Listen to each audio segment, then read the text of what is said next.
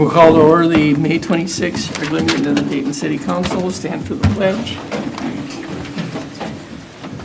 I pledge allegiance to the flag of the United States of America and to the republic for which it stands, one nation, under God, indivisible, with liberty and justice for all. I need a motion and a second for the agenda. I'll make the motion. I'll second. Stephanie can have it. Thank you. Dave, Stephanie, any changes? Discussion? All those in favor say aye. Aye. All those opposed say no. Carries 5-0. On to consent. I need a motion and a second. I'll make a motion. I'll second. Discussion? I do have two questions. One on item D about the municipal state aid advance request. Has this happened to us before that we, and like, I guess what happened? So we got an approved advance of future years of our allotment for the state aid funds to be used for the project. That was being earmarked for reimbursement after the cost, or after the expenses occurred. We submitted for it, we only got a partial payment. Okay.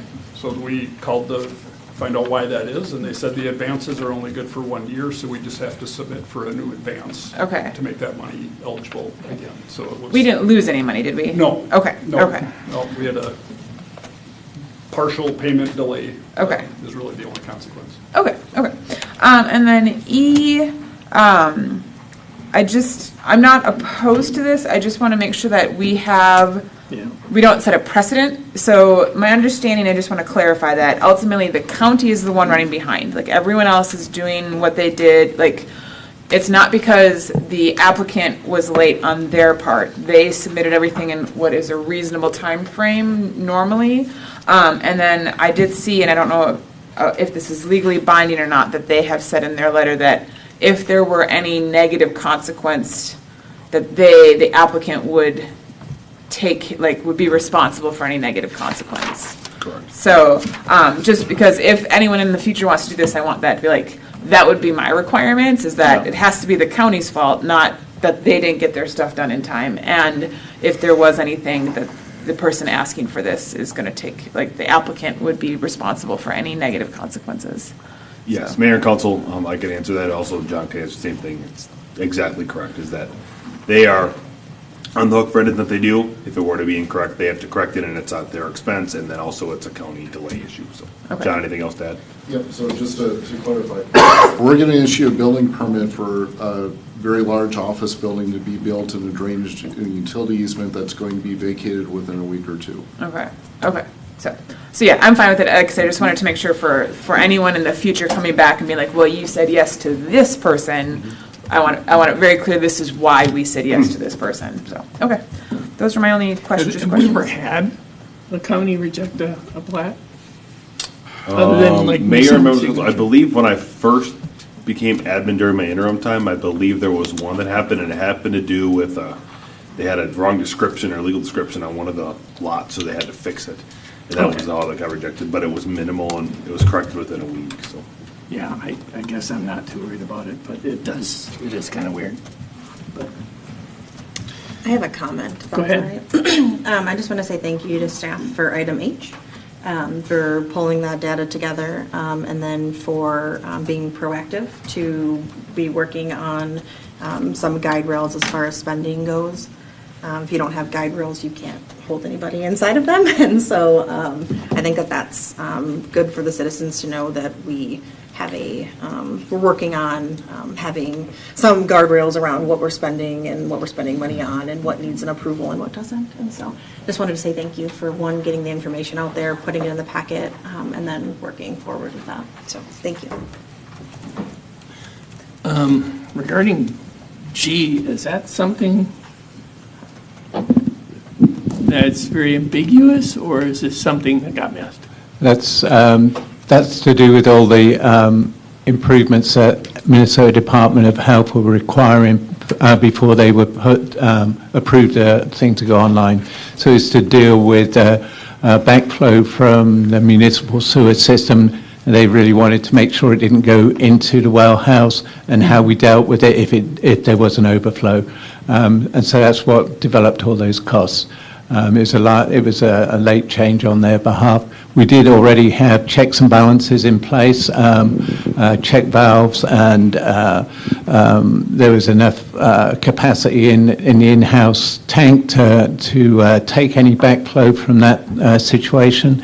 And also, we had SCADA alarms already set up, but they wanted another check and balance in there with the air gap and all that good stuff. And this is in an area that they have the discretion to kind of change the rules? Yeah, between them and the Department of Labor and Industry, between them, they make those decisions. So this was a last-minute change. So maybe getting the flavor of this, but is this code-based then, or is this surveyor preference kind of thing? It's kind of their preference.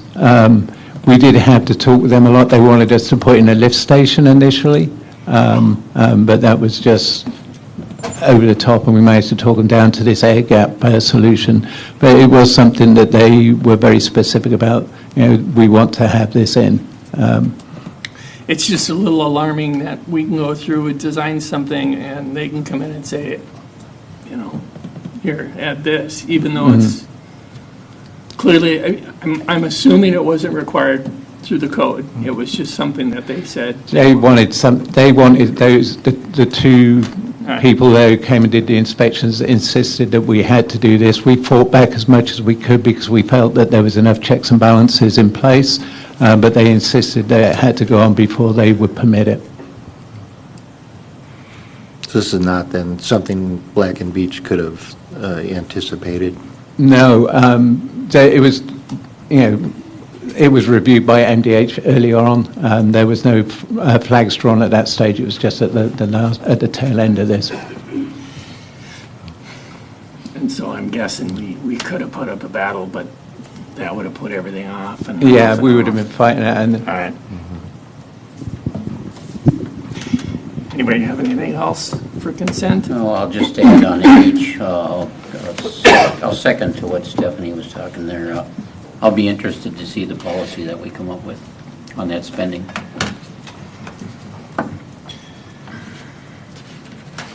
That's it. Any other comments? All those in favor say aye. Aye. All those opposed say no.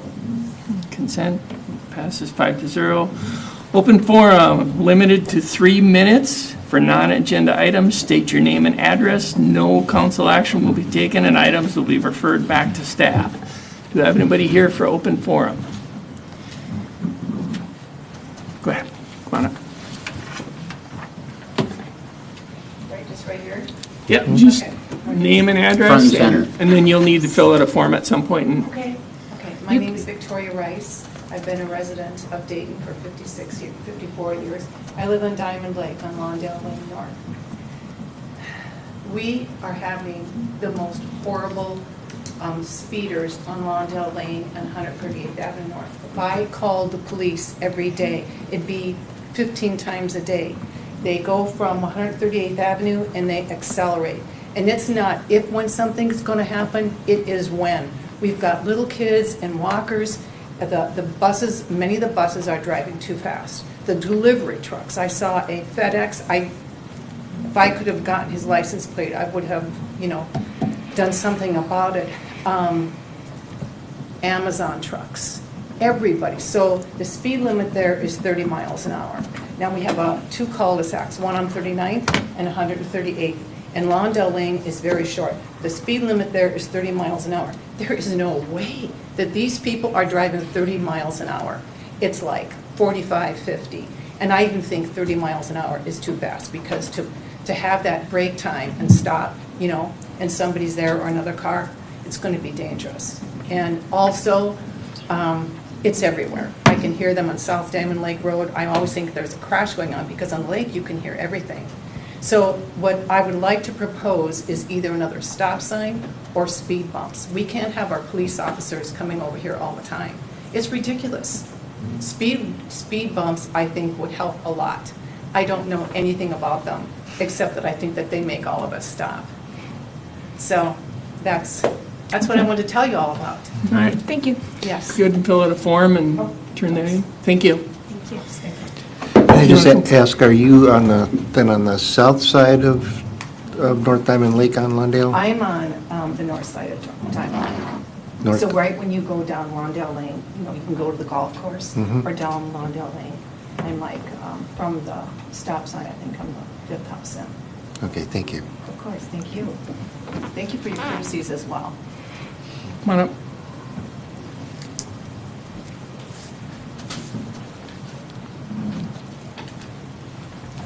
Thank you. If you want to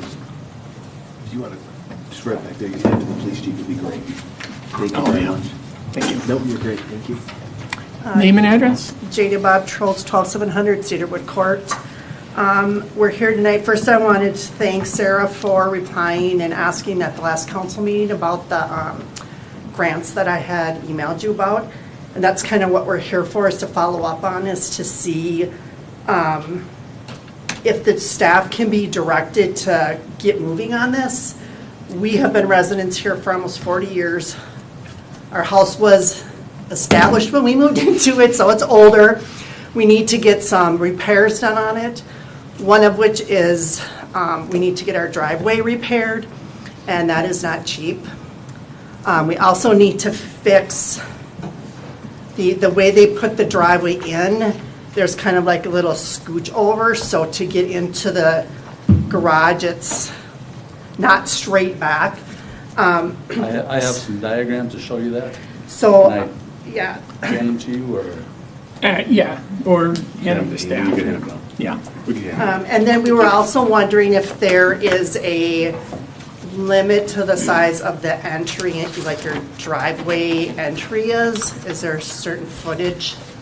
And were if told- that is, if that is what that is, and if there's a possibility to get Variance. a variance for a little bit longer one, just so that it's more of a straight shot into the garage, as opposed to having to scoot over. My 92-year-old dad lives with us, and for him to try to back into that, it's not easy. When the house was originally built, it was built, and if you look at it, you have a yellow line at the top. That yellow line at the top is now the garage. The other part up at the top was a tuck-under garage. It was too cold for the people, so they closed that off and made the garage. So if you look at the way the hash mark is, that's what the driveway looks like now. We wanted to come straight out, and we were told that the maximum amount of width you could have for the curbing for a driveway was 28 feet. Well, if we go 40 feet, the same as the rest of the driveway is, we can actually pull straight into our garage. So we're asking for a variance of 12 feet. If we need one, like, I don't know Yeah. if there is a And we don't know ordinance the- for the width. Yeah, those are questions you could get this app and they could give you those answers. Okay. Okay. Okay. And then, what could we look at for a timeline for the grants? I don't know the way. We have many priorities, so Yeah. we can bump this up higher, but it's always a balance between this and projects for council and planning commission. Is there any chance to make retroactive on something like that, or? Right now, I can't say. So Okay. we need to write a policy, and then the council needs to approve that policy. Okay. Okay. All right, thank you. Thank you. Anybody else here for open forum? Anybody online? If you wanted to speak in open forum, you can use the raise your hand function.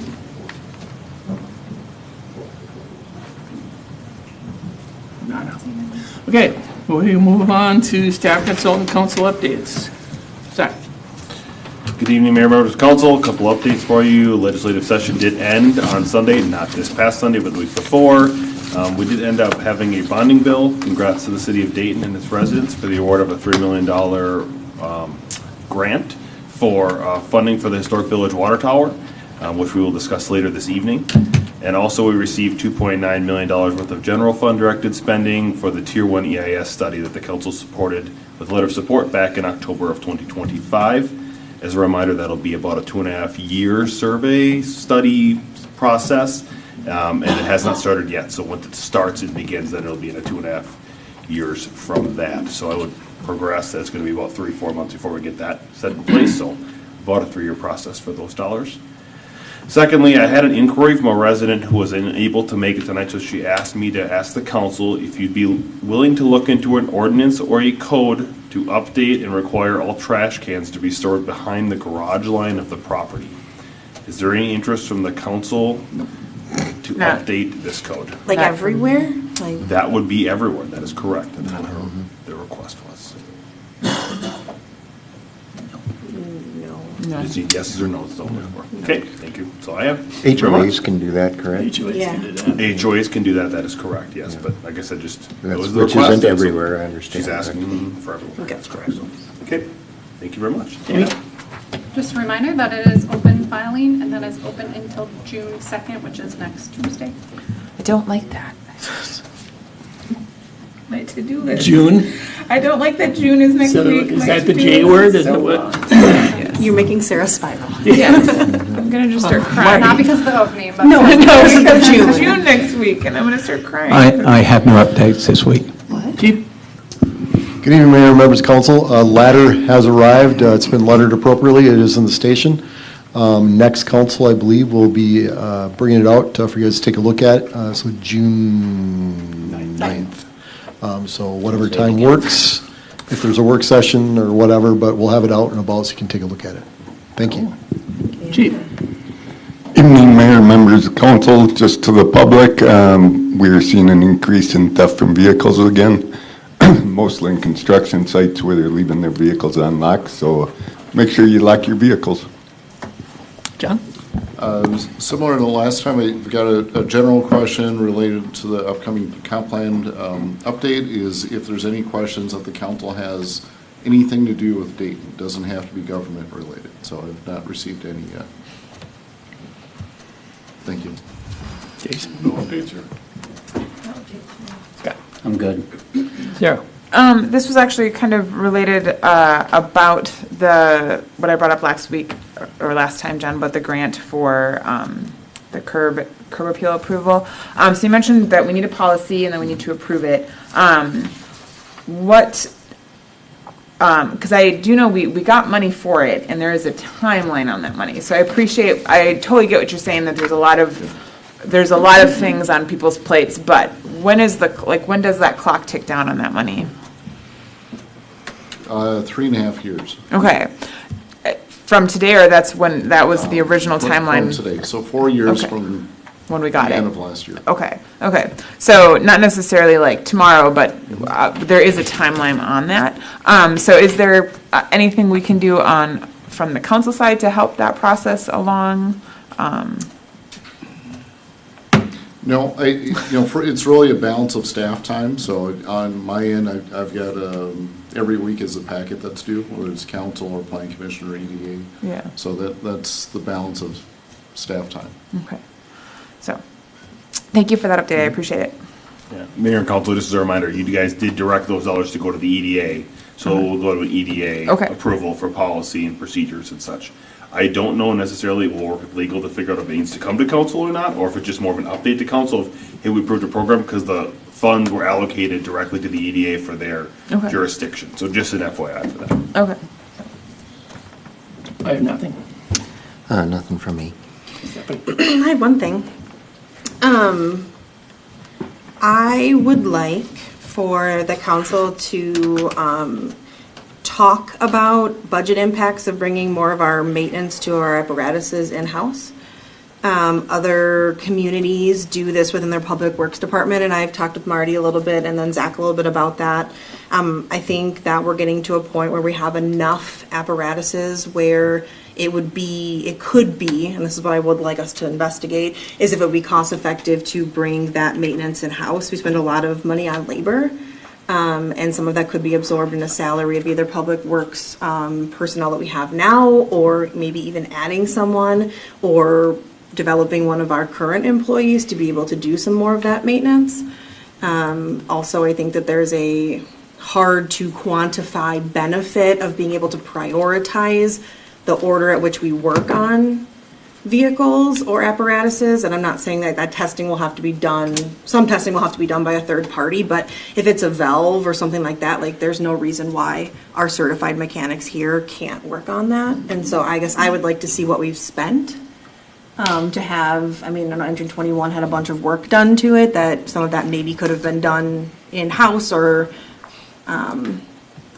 My guess is that's the first question we're gonna have is, what have we spent sending it out for work? correct. And what would we spend having somebody in-house be able to do it? And what would it take to get that training? So I just think we're, and there's probably also some side benefits too, so. I know other communities like Minnetonka does most of theirs in-house, if not all.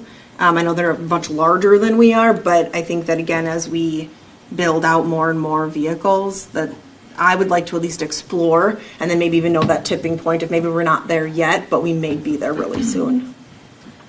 So I don't know if there's any other interest, I guess is what I'm trying to gauge. I think it should be looked at, sure. At some point, it will make more sense to have some of that work in-house. I don't know, I don't know if we're there. I guess we'd have to see what we're spending. And, and it can be, well, I have a lot of questions, but I think it's worth exploring, Sure. Yeah. Do we currently do oil changes out, or do you do them? Not on the fire department equipment, no. We do it on our own PD. Okay.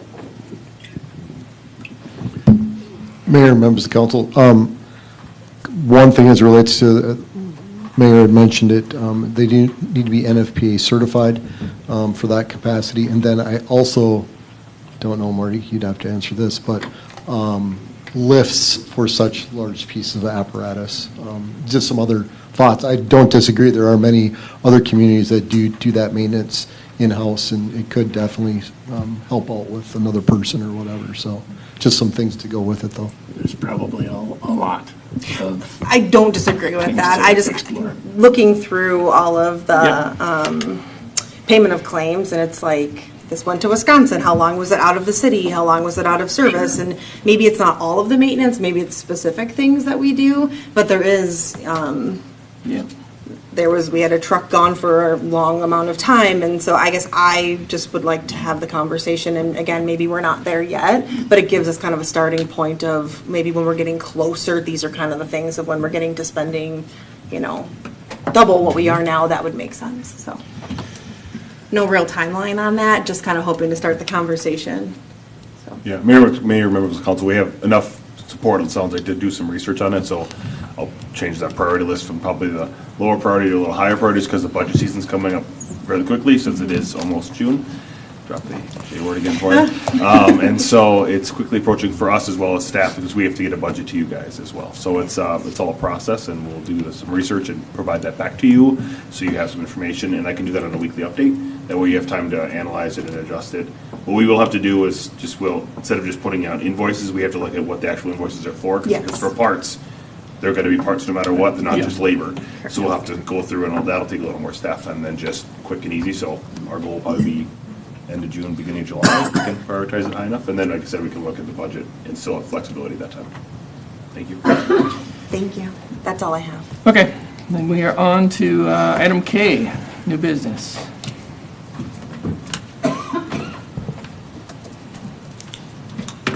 Evening, Mayor and Council. This item is regarding a water tower proposed in the northwest corner of the city. As most know, the area in the northwest part of the city is referred to as a historic village area, as shown on the screen. A little background, this area is served by a city-owned and operated water system. There's approximately 250 services on it, most of them residential. There's 2 supply wells that supply the water, and there's a 2,000-gallon tank, which provides pressure but not volume of water. Therefore, the concerns are that there's insufficient supply and storage to produce or provide fire flows in the case of an emergency, which is generally, just for note, in the ballpark of 1,500 gallons per minute for 2 hours for residential neighborhoods. And also, there is limited service during outages, any repairs or downtime in the wells. Basically, we cannot provide water during those times, or at least for only a very limited portion, as where larger storage would allow us to use that stored water while we perform the maintenance or did whatever is required that's taking it offline. So it's been proposed that elevated storage or water tower is installed to provide this storage. The council authorized the preliminary design of this tower back in September of last year. The intent was to identify the site for the tower, where it would be located, determine the appropriate size and the type of tower or the style of tower that would be most cost effective and provide what's needed, and then identify any land rights that would be needed, easements or other, to support the construction of the tower, and then estimate the project costs associated with that. That effort is now complete, and I'll just share the main focus items there. The locations, if you can see, they're a little bit faint, but the blue circles, we did look at 4 different locations for it and landed on the one at McNeil Park. 2 of them were on private property, and we got very firm no's on consideration for those. And then the other one down on the south, much lower, less desirable location. Just it's on the edge of the system instead of a little more centralized, and then also it's about 25 to 30 feet lower than the rest, which means the tower needs to be taller, and therefore it's a lot more expensive. What is that cost per foot? I think you had given us one for the bigger towers, It's but roughly, our guys threw some numbers like $15,000 to $20,000 a foot. Even for this one? It might be a little bit less on that. That was probably more on a composite, a little bit different style than we're going with. So it's probably on the lower end of that. Maybe it's closer to 12 to 15. so it'd still be 300 grand to. It would be a lot more. Yeah, and again, then it's also providing the pressure on the exterior of the system rather than a centralized location where you'll get a little bit more even balance of pressure throughout the system. And then the design, just mostly simply because of the size. The one on Pineview here is elevated. It's a composite. It's called. Those are generally not real cost effective until you're getting in 500,000 or more gallons. And being that this one is quite a bit smaller, spheroid is almost certainly the most cost effective approach, and is just a couple on the screen to show. You can do some different paint on it just to make it look different. Might be fitting for a ballpark, being this one's right behind the third baseline. But again, it would be up to council to choose what they'd want to do for paint and or logo scheme. And then other improvements, and this is a pretty significant improvement as well, is the pipe network getting to the tower from the supply to the tower is limited, meaning that it would be difficult to keep it full or fill it with any reasonable length of time. So we are proposing that there's an additional pipe installed between generally the source and the tower. So it would be a 12-inch water main, the entire length of Shady View, down from the existing well 1. You can see on the screen the line coming from that all the way up to the proposed tower. This would be accomplished by directionally drilling, so the disturbance would be relatively minimal. There will be some pits where they have to dig small trenches to go down to make connections to different components, but we're thinking probably 4 pits is what it would take. So there would be 4 areas of disruption, and they would not be that extensive. They can do it in a pretty confined area. So is that 12-inch line needed if you didn't have the tower there? Is it needed for some of the distribution? No, it's to get to the tower. So if you go to that, you're probably looking, if you go to the south location, this line goes away. Well, 830 grand goes away, yeah. It does. So it would be cheaper from that sense, but again, the benefit of the higher tower centralized in the system, you don't have all the head loss through the system going to the far end of it. You're more centralized to get a better distribution of those It's pressures. a shorter tower, correct? And it would be about 30 feet, because it's the elevation of the tower, not the height. So Because you have to because get every there, so- foot costs extra money. That's what he was saying, Yeah. yeah. So Yeah. so the changing elevation sounds like it's gonna be about 300 or 400 grand. If we were to put it on the south side, it would cost 300 or 400, but it would save the 830. Is there Right. any other downsides to that? The fact that you got the well right next to the tower, is that a problem? Our guys don't like that. I still think they can Can figure any that other out. city, but- why? Well, because it doesn't give you a good distribution. So you have the head loss through the system, so you're trying to push the water through, and with that resistance buildup, it just wants to go in the tower. So you're actually going to probably overfill the tower. So there's some challenges that come along with that. Yeah, I don't know if I have more beyond that. There could be that cost savings there. I will note that that's also private property to the south, so there would likely be some land acquisition costs. They're going through a development process right now, so maybe that could be negotiated as part of it. But there would be some land rights that would be necessary at that location. So what I had really wanted to see in some of these drawings, I understand that the preferred location is, topographically and gravitationally advantageous, but what does it do to the skyline?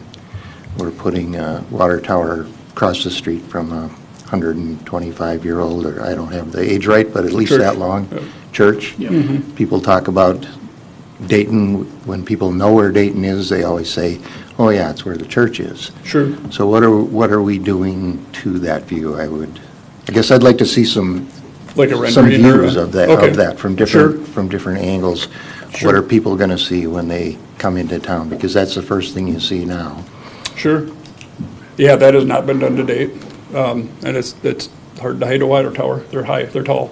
So I think, if I remember right, I want to say this one's about 120 feet or 130 feet. And- 139. Okay. So it's up gonna be there. up there. I don't know how that compares to the church either. I would assume it's probably pretty similar to the steeple, but I'm only guessing. Yeah, it would be nice to see a view of it Sure. from a couple different perspectives to see what we're doing there. Okay.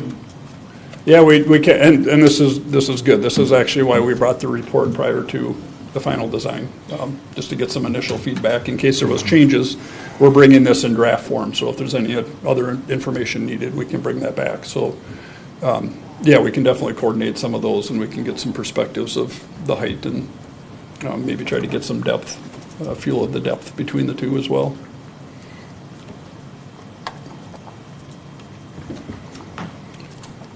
So the budget on this, right now, we're at about 2.8 million for the tower, and then the trunk main, originally, we had it at $1 million because we didn't know what was involved. We did find a little bit more efficient route than we initially thought. So we're at about 830 for about 3.6 million overall. Down a little bit from the CIP. I will say we actually expect this to drop a little bit further yet. For one, because well, if it stays in the current location, we didn't have any land costs with it because we had rights to everything to get the pipe through and to construct the tower. We left it high, as council's probably aware, and Zach mentioned tonight. There was money awarded through the state bonding bill for that. With that type of funding often comes additional contract requirements for projects such as this, such as a Buy American clause and prevailing wages. An estimate on this, initially with those two clauses only, it adds about $500,000 to the project. Luckily, it does not look like the Buy American clause will apply to this, but the prevailing wage will. I don't know what that breakdown is. But we left it high intentionally because we weren't really sure what those would be. So we're continuing to work through those and get a better idea of what needs to be incorporated into it. So being the Buy American clause does not, and that just means you have to buy all your steel in America. You can't use foreign steel.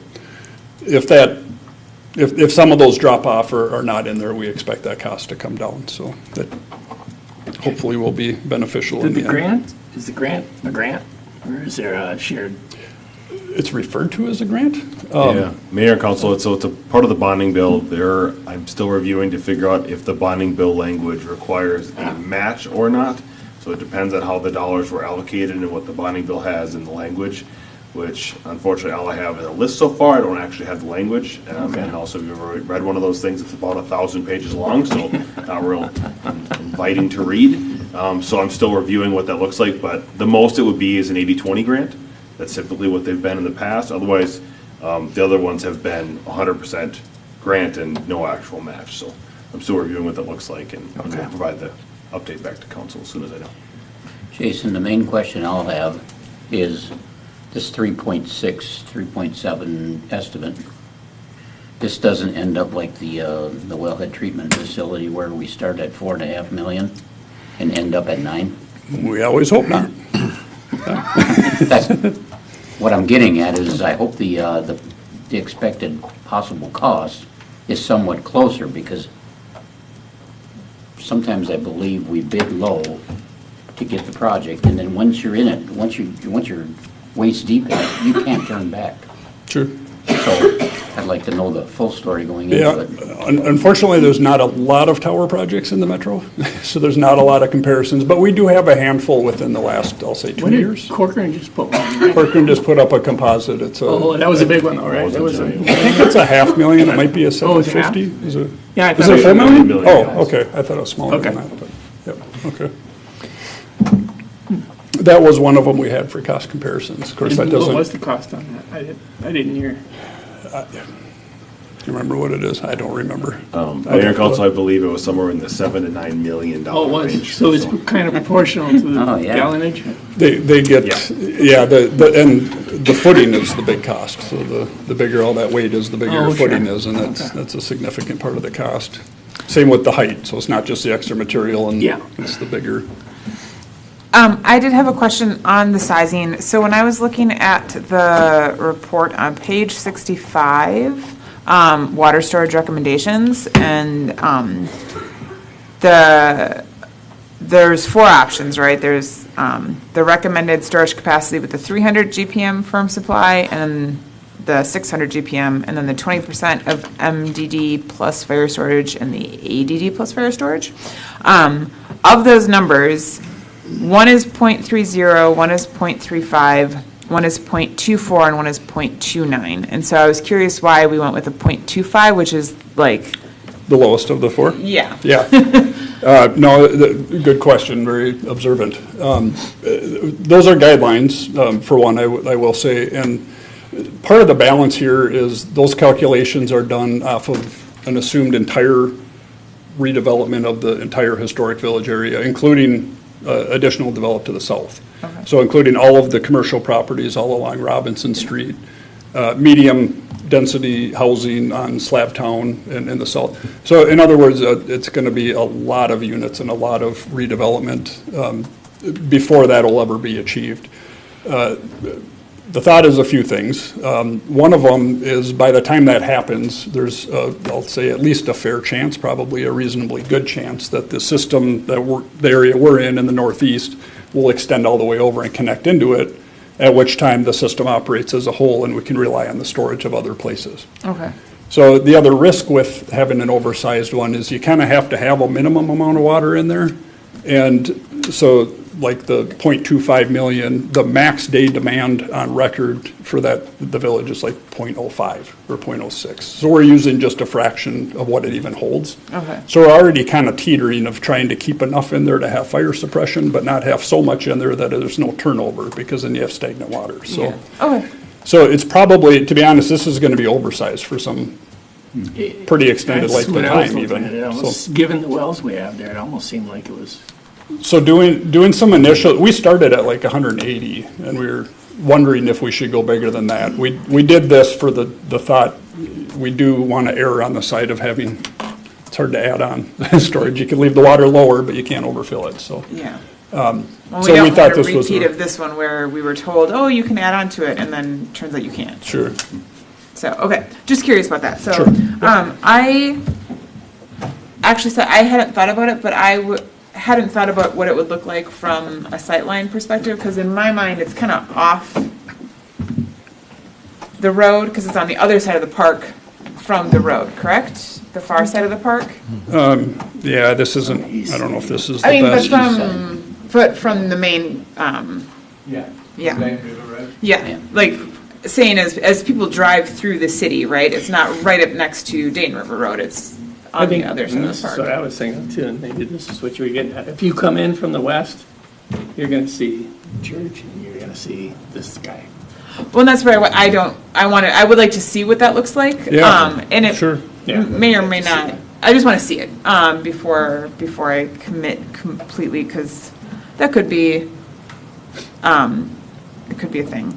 And then I did have, you asked for some feedback on the design, the paint and whatever. Are you ready for that now, or do you still have more? Yeah, anytime. Okay. Yeah, that'd be great. I mean, now or later is great. Yeah, Well, any input is good. So it sounded like, from what I was reading, that they're moving more towards the darker colors to hide what you can see underneath the Centerville. And so my vote would be, if it's not, if it's within budget and reasonable, to do the dark blue of our logo and then do white lettering on top. So you had in the packet on page 73, there's the little rectangle where the background is dark blue and the Dayton is in white. And then there was a question of live the difference and city of would be hard to see. Can we just leave those off? Yes, please. So just have Just Dayton and the toothpaste? Dayton and the river shore, which is what that is clearly indicating. Just that. And so dark blue so you don't see the mildew. And then Dayton in white with the river swoop. So, and leave off city of and leave off live the difference, because like you said, you're not going to see them anyway, so what's the point in trying to do that? Sure. Those are my opinions on what it would look like. And I had no issue with where it was located until you mentioned the church tower or church steeple, and now, yes, I just want to see a visual of what that would look like. So, Sure. those are my thoughts. Thank you. I don't pick colors. I'm going to say that I again. do agree, though, that all the towers, you gotta clean them all the time when they're light. And that's not cheap, so. No, tower maintenance is quite expensive. If It's you- very time consuming. I think they could come up with a crawler that would do it, but, yeah. Yeah, darker color would be good, but not. So we've talked about this a little bit, just the state bonding bill will likely cover the majority of this project, if not in its entirety. And then, again, we touched on the requirements of that might alter the scope a little bit, hopefully down, if at all. And then I appreciate we already got some feedback looking on input with the paint scheme or others, What is location as well. What do they come with? What color? You can really do any, So it's expected you're gonna paint the thing? yeah. Yeah. And- Okay. Where a lot of the cost adds is just how elaborate the paint scheme is. Yeah. So the simpler, the cheaper. And then especially if you kind of get down below the bulb or the bowl on it, just because to get their scaffolding and the guys under there is a challenge. So if you keep it right around the perimeter or up, it tends to be cheaper. But Is our blue a custom color? Well, it did say that light colors, the dark colors used to fade more, which is why cities went to the light colors, but they show the mildew really bad. And now the dark colors are apparently holding up much better in their new formulations. I think dark colors. the paint has improved quite a bit too. Yeah. I think they're using some pretty good Tanemic paint now that's holding up to the fading. Yeah, so. Yeah, and then, again, no real formal action tonight, just accept the report, and then we would come back with a proposal for the final design, but we will also, I'll try to get something put together for some profile views or some, term I'm looking So I for. need a motion in a second. I'll make a motion. Need a second. I'll second. Any more discussion? Mayor, did you give that to Dave or give it to Stephanie? Sorry. Stephanie. Okay, thank you. All those in favor say aye. Aye. All those opposed say no. That carries 5-0. And on to L. Mayor, members of council, approval of payment claims. City staff and myself stand for any questions.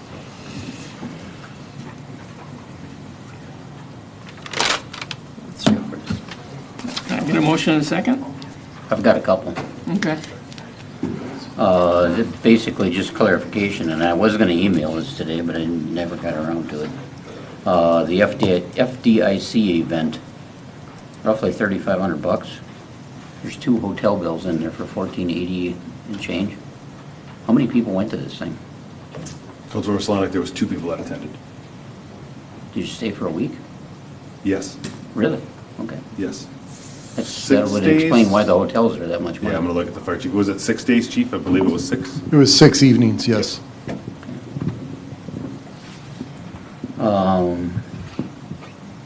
And then I see we bought, on page 102, I see we have $750 in cups. That was for the open house. Yeah. That was for the open house? Councilmember Solonic, yeah, that was for the open house cups for the root beer. Yep. They were branded. If we still have more, we will obviously give them away at the next event. Cleanup day costs $4,500. What kind of revenue do we get on that? Because that doesn't offset with the revenue that came in. Yeah. That's just a bill we pay, but Correct, yeah. So Councilmember Solonic, that is the bill we pay. We still have some other things that come in. We have not gotten the check back for the scrap metal yet, so we'll still get that in. The total revenue was about $5,100. oh, so it's plus. Give or take. So it's never a plus by the time you get all the other things and bills We're that come close in, to a but wash, it's though. dang close to a Yeah, wash. Yeah. okay. That's what that, And we cleaned up. no, that's, There's yeah. a hidden, they're not Yeah, kidding. it There's a also helps benefit with there our too. SCORE funding through Hennepin County as well. Yeah. Score funding, other things that may end up other places, so we appreciate You don't have it. to look at your Yeah. neighbor's junk. That's Yeah, correct. even in small losses. Yep. Oh, Sorry. Yeah, but even if it's a small loss, I just didn't see no revenue number associated with it, so Yeah. it's good to know that. $5,100 and some change, and like I said, then we have not gotten back the scrap metal costs yet, so we'll see what that comes. That's back. all I got. Dave, you can have it. No, I think we pretty much got what I had. Okay. I do have a question. Go ahead. On page 92, just wondering if it's a duplicate charge. There's first responder event. It's for the exact same amount of money, same date. Or there's a, yeah, I'm just wondering, is that a duplicate or is that more than one? Yeah, so. What is that? Sorry. Councilmember Henderson, it is a, so that's the cost, $70. It's got 2 different line Yeah. items. So $70 is one for myself and then one for Councilmember Fashion to attend the first responder event that happened at Clam last week. Yeah, it was last Tuesday. And so it is one payment, but because it goes in 2 line items, it pops in as 2 Awesome. different.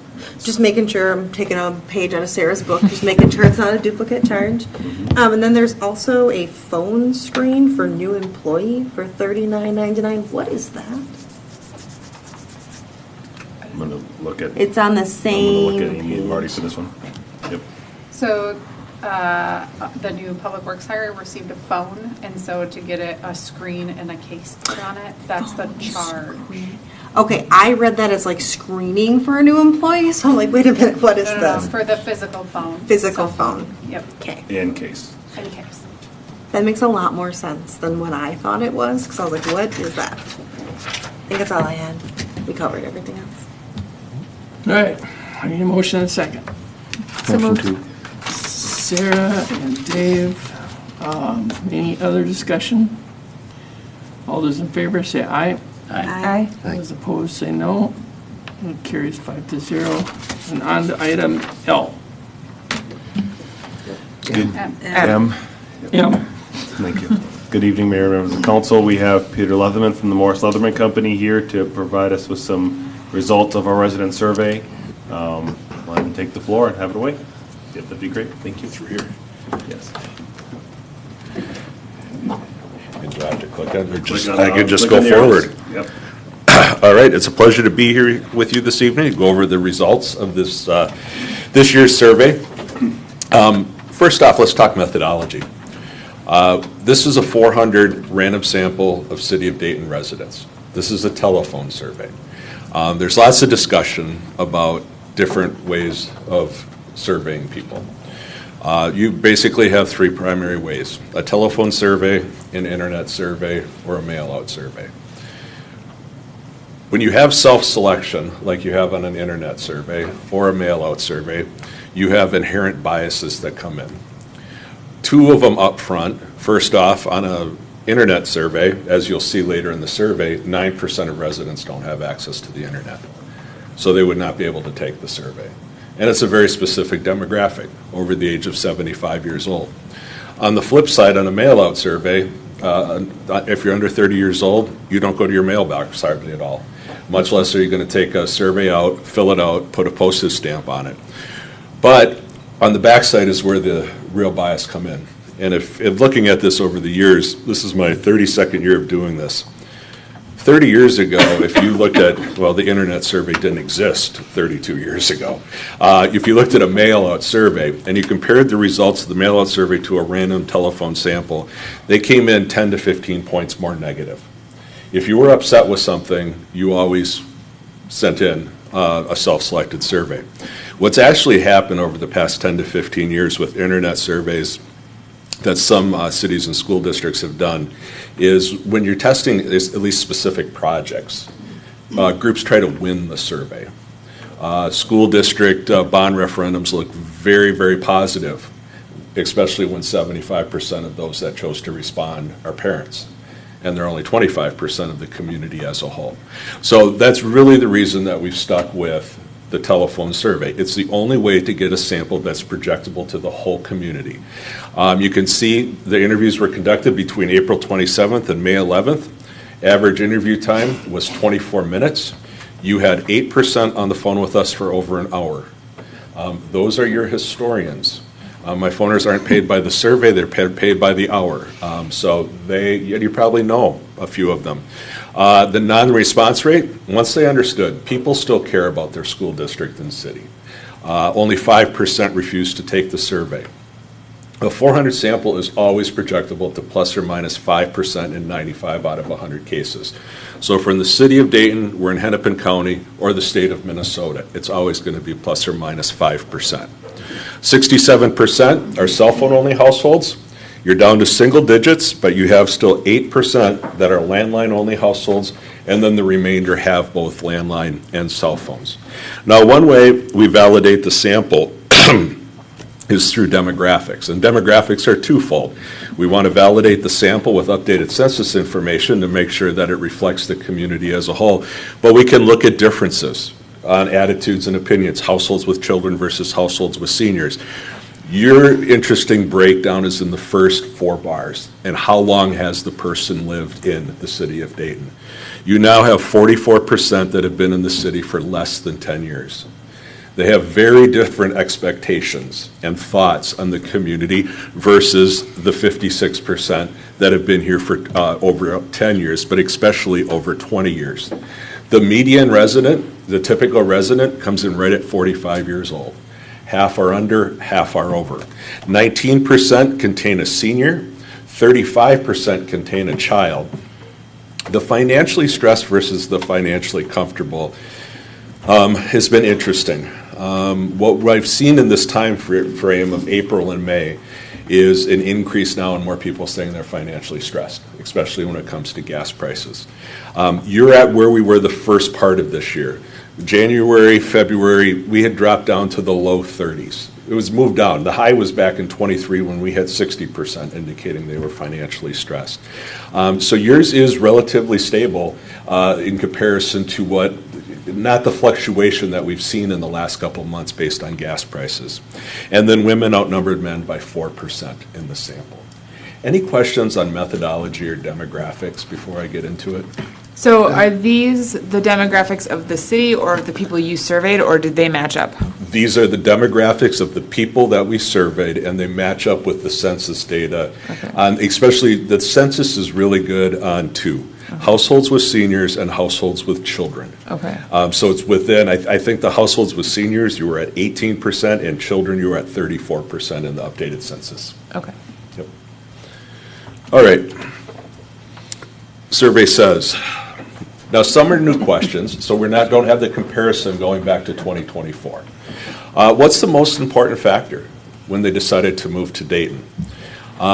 Basically, they wanted to get out of the cities, is what this is telling me. Housing and land, close to family and friends, quiet and peaceful, the schools, close to the job, safety, small community. Then you get the prototypical suburban response, but it's only 6% saying convenient location. People were searching to get away from the inner city, the first, second, and even the third ring and move out. Now, how do they rate the quality of life in the community? Last time, 94% rated it favorably. This time, 94% rated it favorably.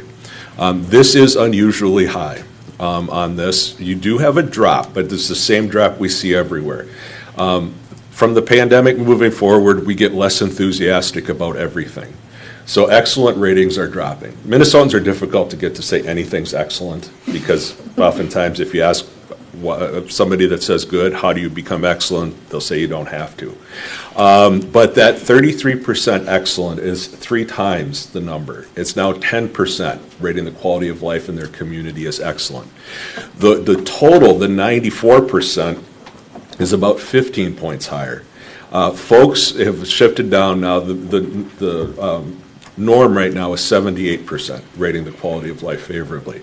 And this is concerning in many communities, because data always shows if you rate something only fair or poor, you're probably not going to be living in that community for much longer. You're going to be looking. So they have found a place that they really like. Now, what do they like most about this city?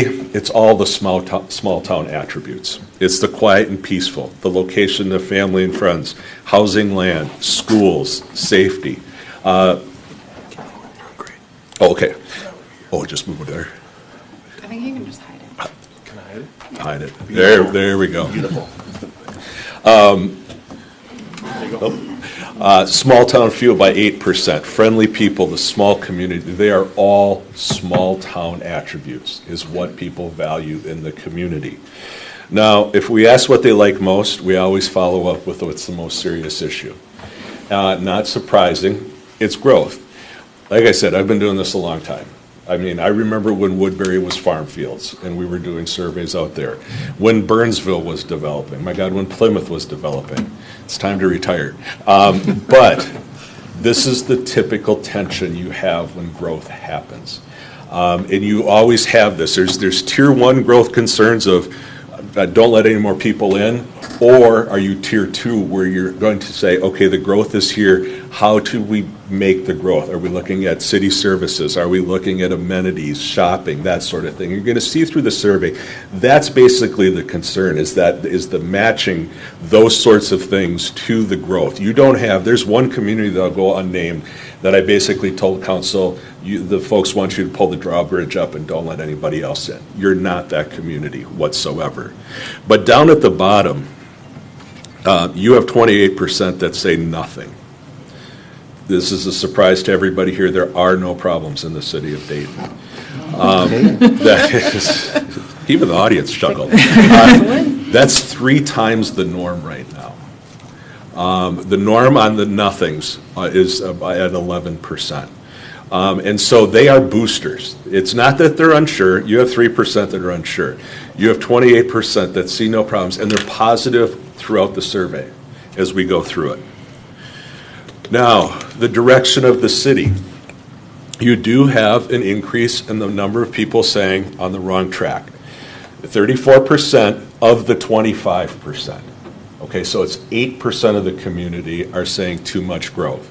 But then you have the macroeconomy coming into play for 6%. So really, it's kind of an asterisk here, because you do have the macro. At the same time, it's this 10%. You're going to see them throughout.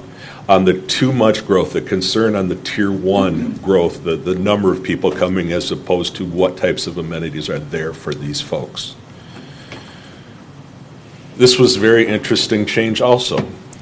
Do you see the community as a small town or a suburb? You do have an 8% drop from small town, and they moved into the both category. Now, who sees it as a small town?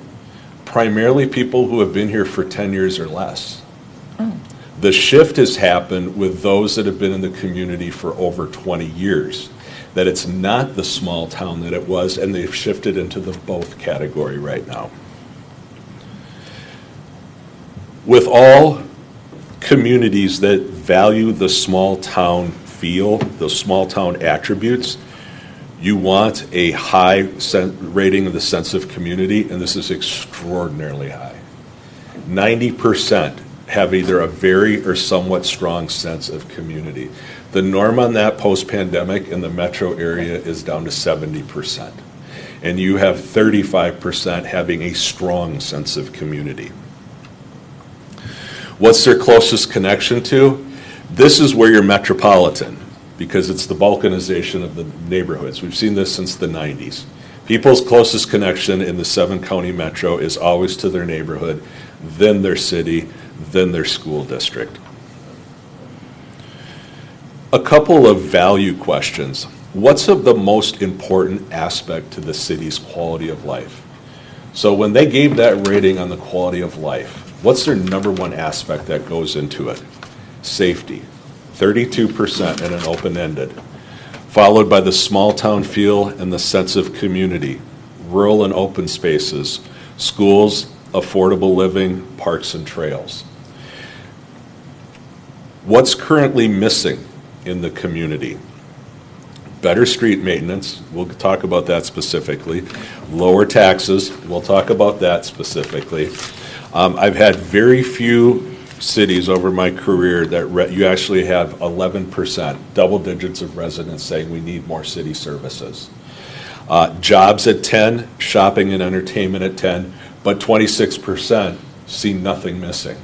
That's almost a 1-to-1 for the booster corps, okay?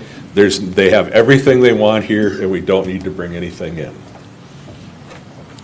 We went through a series of city characteristics, and we asked, is this a very important characteristic, somewhat important, not to or not at all? I've arrayed this first. When you look at it, the green is somewhat or very important. Well, you can see there's very little red on the chart.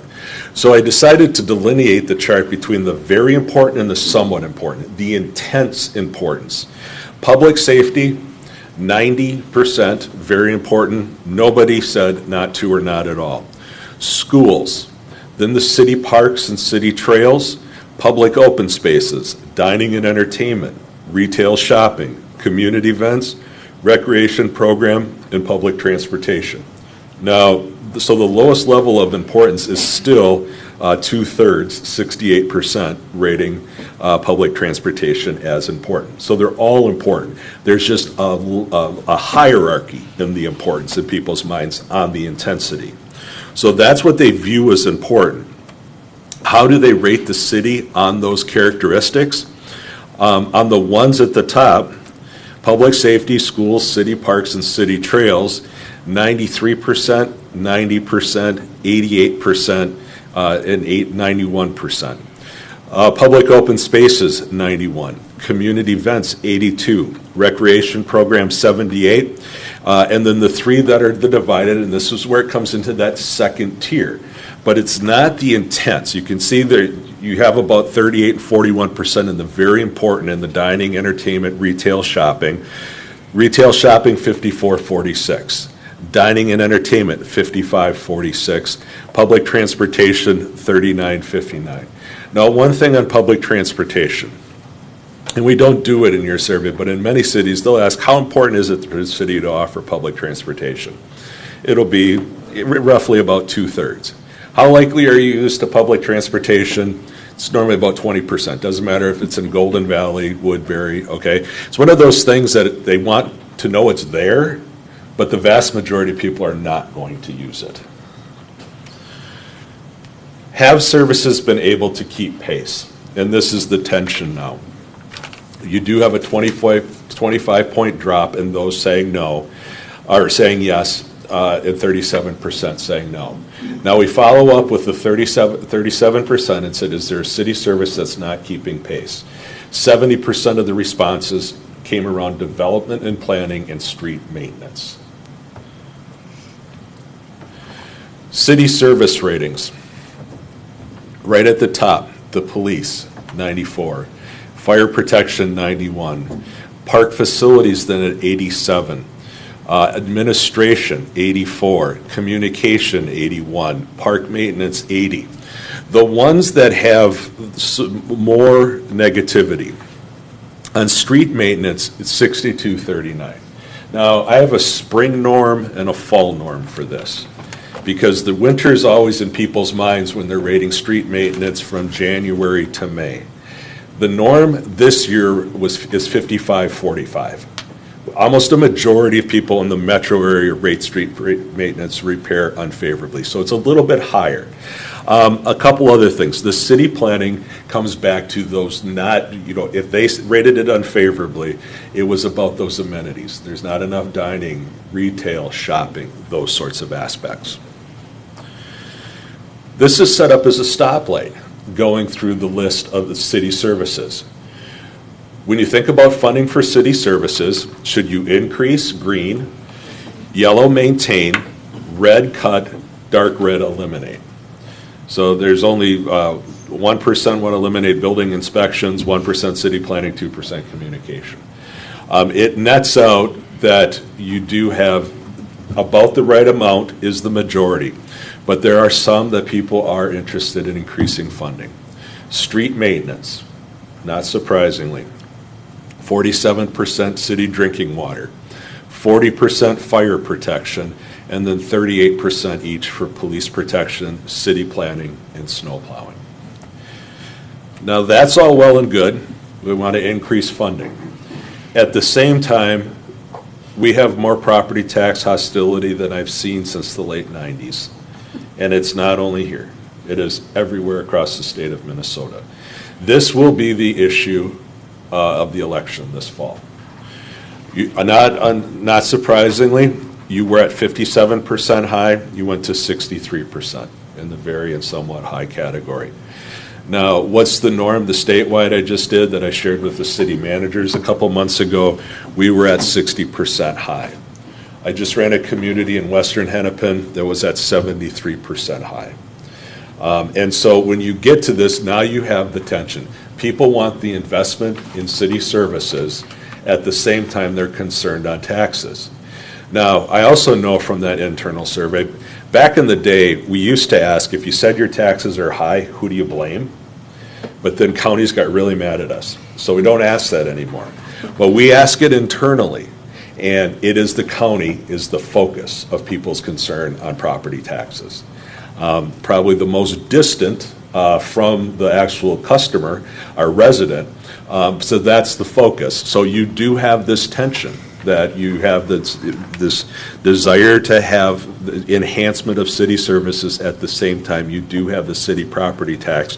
And I'm pretty sure Hennepin County is not going to do anything differently this fall either. But at the same time that you have property tax concerns growing on the value proposition of city services, it's still high. Because the value proposition has two inputs, the quality of services and what you're paying for it. Well, we know that everybody's concerned about what they're paying for it, so that has dropped. So that the norm on this right now is about 2/3 rating the value positively because their property tax concern is so high.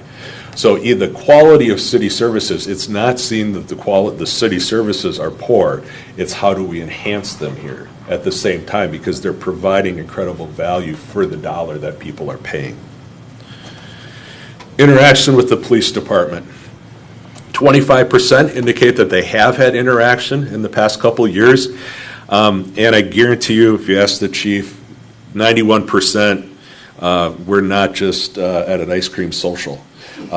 So even if they had a traffic stop or a code enforcement or anything like that, the interaction was extraordinarily high. Normally on this public safety interaction with a police officer, if a community goes over 80%, 4 out of 5 saying, okay, it might have not been a positive experience, in reason for the interaction, but it was still a positive experience. Interaction with the fire department, 18%, with 96% favorable. Outstanding on both regards, and go back to what they value most, public safety. We talked about a property tax increase for fire station relocation, and we did our let's make a deal question. And so the let's make a deal question is, would you support $20 a month or $240 a year? Yes? How about $30 or $360 a year? No? Okay, the answer is 20. They move up and down the scale. Now, I've worked on over 1,000 funding requests for school districts, and the threshold for nothing is 35%. If you have 1/3 of people saying, I don't want my property taxes to go up for this purpose, you go above that, it's going to be a concern. You only had 21%, and that goes back to the people saying, I want to invest in the fire increased funding. The typical resident comes in right at about $12 a month, or $150 a year for this. City managed trash collection. Here's your pollster's nightmare. Keep in mind the margin of error is 5%, 47% support, 45% oppose, and 8% are unsure. If we look at intensity, 9% strongly favor, 13% strongly oppose. This is the statistical tie. What's the reason they support? That's the green in the upper right-hand corner. They believe the cost is lower, better streets, less truck traffic. Why do they oppose? They want to choose, or they like their current hauler. This issue, I've done surveys on this for at least 25 years. I'm from Wisconsin. I will never understand Minnesotans' attachment to their garbage hauler. It's like mom, apple pie, and the right to choose your hauler. You're actually closer. I did a survey for a community in the Eastern Metro a few months ago, and it was actually 25% support, 75% opposed. So this is closer, but I would indicate this issue is not ripe at all. And part of it is the perception. Do they believe that these 5 items are better under an open system or under the city managed? So what's the positive for the open system? Customer service and cost. What's the positive for the city? Pollution from trucks and wear and tear on streets. And then people have no idea on pedestrian safety. 45, 45, 11. What development would they like to see? Open-ended. 32%, they don't want any more development. 19% retail and service. 14% job producing. 10% restaurant, 9% entertainment, 7% park and trail. Now, what sort of development would they strongly oppose? Well, 45% wouldn't oppose anything. That is almost a 1-for-1 if they've been in the community for less than 10 years. Okay, we're here now, and now we need to fill in these things. We broke new ground. Where do they look for what sorts of development would they strongly oppose? High density housing, big box retail, any housing. That's that 10% in that sample that they just don't want any more residents. 8% apartments, 7% affordable housing. There is a change. It's still with tips on providing financial incentives to bring in the development you would like to see. Last time 91%, this time 66%. And part of this is a property tax concern and the prioritization for funding. It's still tips to the positive. Well, it's 2-to-1 in favor of financial incentives, but it has been a shift. So it will be interesting to see how this goes over the coming years as people start prioritizing where they want their dollars to go. Another stoplight, looking at city characteristics.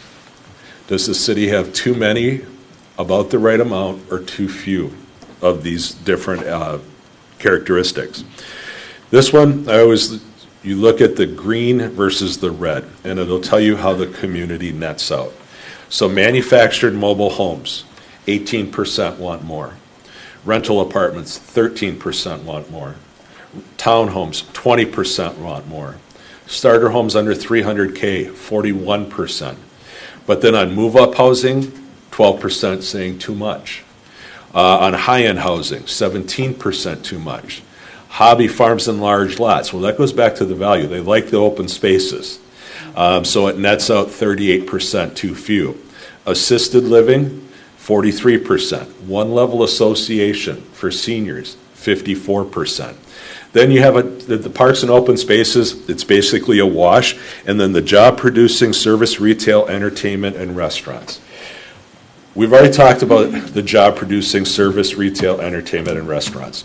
What we have going on, though, is a concern when you have 35% of people rating quality of life as excellent. 90% overall rating it favorably. People start thinking, okay, I'm here, now I'm concerned that my kids will have a place, or I will have a place to still live in the community when I move out. So it's the life cycle housing. It's the starter home and then the assisted living one level association is what people are thinking. It becomes the curse of a community that people like to live in, that they want to be able, that they can stay there and their family can be there. The exurban question. How important is it to increase housing density? You get to third ring, fourth ring, and further out, the Met Council, no. 47% say it's at least somewhat important, 50% not to or not at all. If you look at intensity, it's 4-to-1, not at all important, versus only 5% indicating very important. Part of the reason is the group that moved out here was to get away from high density. Park and recreation facilities, outstanding. Unchanged from 2024, 92% favorable. Do the amenities meet the needs of your household? There's a 5-point drop, but that's not statistically significant. 85% said yes, 11% say no. How important are park and recreation facilities and amenities to your quality of life? It was 91%, still 88% view it as either very or somewhat important. And we saw that earlier. Parks and Rec is part of the quality of life component as people are assessing that. More importantly, what do they think about the importance of park and rec facilities to the value of your home? It was 88%, it's still 88%. So people see a huge correlation when it comes to park and rec facilities, not only to the value of their home, but to their quality of life. We ask about L.C. Stevens Park. 54% indicated that their household had used it in the past, 50-4 positive, so better than 90% favorable perception of the users. Elm Creek Park Preserve, 53% indicated they had visited in the past year. That's up 14 points from 2024. And I'm sure a lot of that is the development to the southern part of the community. What sort of factor was the Elm Creek Park Preserve in moving? 15% indicated it was a major, 25% minor, 60% not a factor at all. The 40% saying that it was a factor is almost exclusively residents that have been here for 10 years or less. That was one of the draws of that 44% of new residents. Would they support a hypothetical property tax increase for these purposes? So there's no cost associated with this. So this is I always say Santa's list, okay? It's when you start attaching cost to it that people will fluctuate, but it gives you a sense of priority. Where are the residents? The Veterans Memorial, then the docks fishing piers, picnic shelters, off-leash dog park, band shell for concerts, large outdoor community park, pedestrian bicycle trails, and pickleball courts all have 2/3 or more. You then have the splash pad at 61, indoor sports complex at 58, and then the two at the bottom. It's just, think about it, you kind of narrow down the amount of users. It splits 50-50 on those two. But you do have vast support for a lot of these components. But it's always going to come back to how much. So how much is the typical resident looking to invest for park improvements that they said they supported? You only have 19% that said nothing. 39% said $6 or $72 a year, and then you have 37% at 12 or more. So the typical resident is willing to support roughly $10, $8 to $10 a month, $100 a year. Now, how that correlates, though, in doing this, if this was a park bond referendum, I would tell you that if you had a park bond that had the top 5 components, cut it at 71% or higher, the community would probably support $20 a month. Because the use of the funding is highly correlated to what they prioritize, so they're willing to pay more. On the flip side, if it was just for snowmobiling and horseback riding trails in a 50-50 proposition, you probably could only get $2 a month. So what the use is for depends on the elasticity of that number. The activity center, 57% indicated that they had not attended in the past. By a 41-2 or a 95-5 rating, the users rated it positively.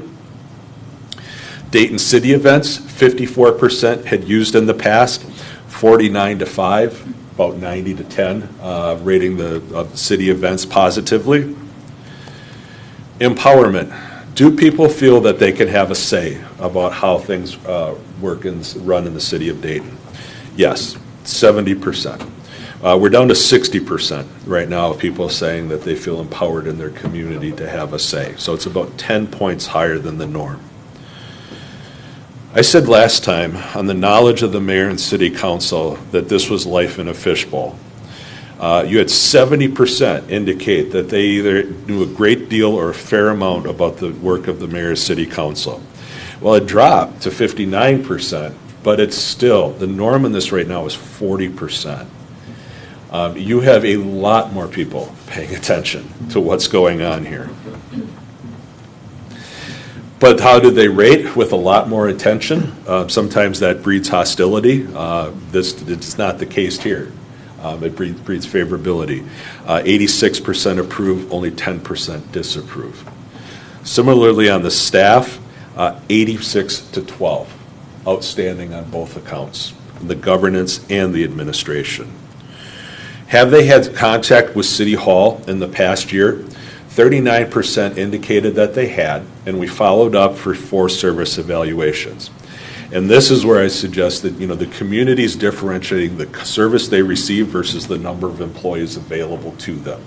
Because you do see a shift on the waiting time. The unfavorable went up double, from 13 to 25. The ease of reaching staff, 84 to 16. But when it comes to courtesy and efficiency, that's unchanged. And it nets out positive, as we saw in the previous chart, that the ratings of the city service staff is still extraordinarily high. And then finally, where are folks getting their information? 40% say the newsletter. And now you have the phenomenon that is going on. I've seen it now in the last year. And for the statewide, we personally fund a statewide in February and one in August, and I share it with all the acronyms and education, the cities, and everything. The growth of the number of people that are willing to tell somebody that social media is their principal source of information has grown exponentially. It used to be you did not tell somebody on the phone, you didn't vote, you don't recycle, and you rely on social media as your primary source of information. You have 23% that are saying their principal source of information is either city social media or community social media. Now, 2 years ago, that was the case, but you didn't tell somebody that that was the case. At the same time, you have 15% saying word of mouth. So you do have almost 40% relying on, shall we say, informal means of communication. Mailings at 11% and the local newspaper at 7%. Part of it is what we have seen is the explosion of the grapevine as local newspapers disappear, or they don't cover communities the way they used to. And it comes down to older gentlemen. They used to read the local newspaper. They're not going on social media. Okay? They're not going to go to the website. They're going to get together for breakfast and talk, and that's going to be their principal source of information. Now, how do people prefer to receive their information? Well, 60% prefer either the newsletter or mailings. You do have 22% that indicate that I prefer social media, the local newspaper, and then word of mouth. 72% indicate that they regularly read the newsletter. 92% rate the content and format favorably. As I mentioned at the start with methodologies, 9% do not have access to the internet in the community. Of the 91%, 60% indicate that they have visited the city's website. So about half the community. But at the same time, we've seen the growth in social media. Websites for school districts and cities as a source of information principal source of information or preferred source is dropped. Website's now kind of seen as a library. If I need to get information, I'll go to it. But you're not going to go there to get information, just look what's happening in the community. That's not how people are using it anymore. The website, though, 91% rate the content favorably, 94% rate the ease of navigating it favorably. Dayton social media, 44% regularly use the community social media. How do they rate it? 95 to 5. And this finally, the City of Dayton app, 34% have used it, 92 to 8. The rating of the content and ease of navigation. So what can we say overall? I'll be brief. Overall, it nets out very positive. You have maintained a lot of the quality of life ratings. At the same time, you have experienced more growth. That's the tension for a community and how to navigate this moving forward. As I mentioned earlier, you're not a community that wants to pull up the drawbridge and not let anybody else in. You're in the discussions now of shaping the community to have the services, the city services, and the amenities and shopping opportunities that fine tune and can enhance that. At the same time, though, oftentimes, going back to Woodbury, it was an incredible tension on the sense of community out there because you really had this newbie versus the settler mentality. You don't have that here. I mean, you're really set up. The tension that you're going to have is at the same time where people want to increase funding for all these services, it's a particularly hostile tax environment, but many times often through no fault of your own. So I'd be happy to answer any questions you have. Anybody? I was curious, I know you've mentioned that you do this in quite a few communities, and you probably don't want to give their names, but roughly how many in the metro area are you doing this type of survey for cities? Oh, I think I've done just about every community over in the metro area. It will vary.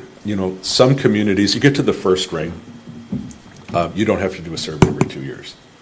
Change is glacial. What I always look at, I tell communities, look at when you get to about 25% in the new, less than 10-year residents. That's when it's going to shift. So some communities do this every 10 years. One community does it every year. So it varies. But I think I've done a survey for every community across the metro area over the last 15 years. Thank you.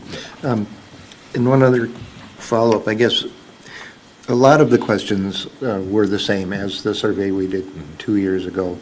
And I don't know if that's you or city staff, or I can probably do it myself, but I'd like to see more of those comparisons where we've had a statistically meaningful change. Absolutely. It'll be in the report. Now that we have the 24, I always warn people, though, one data point, a trend does not make. So you have the third one. It could go like this.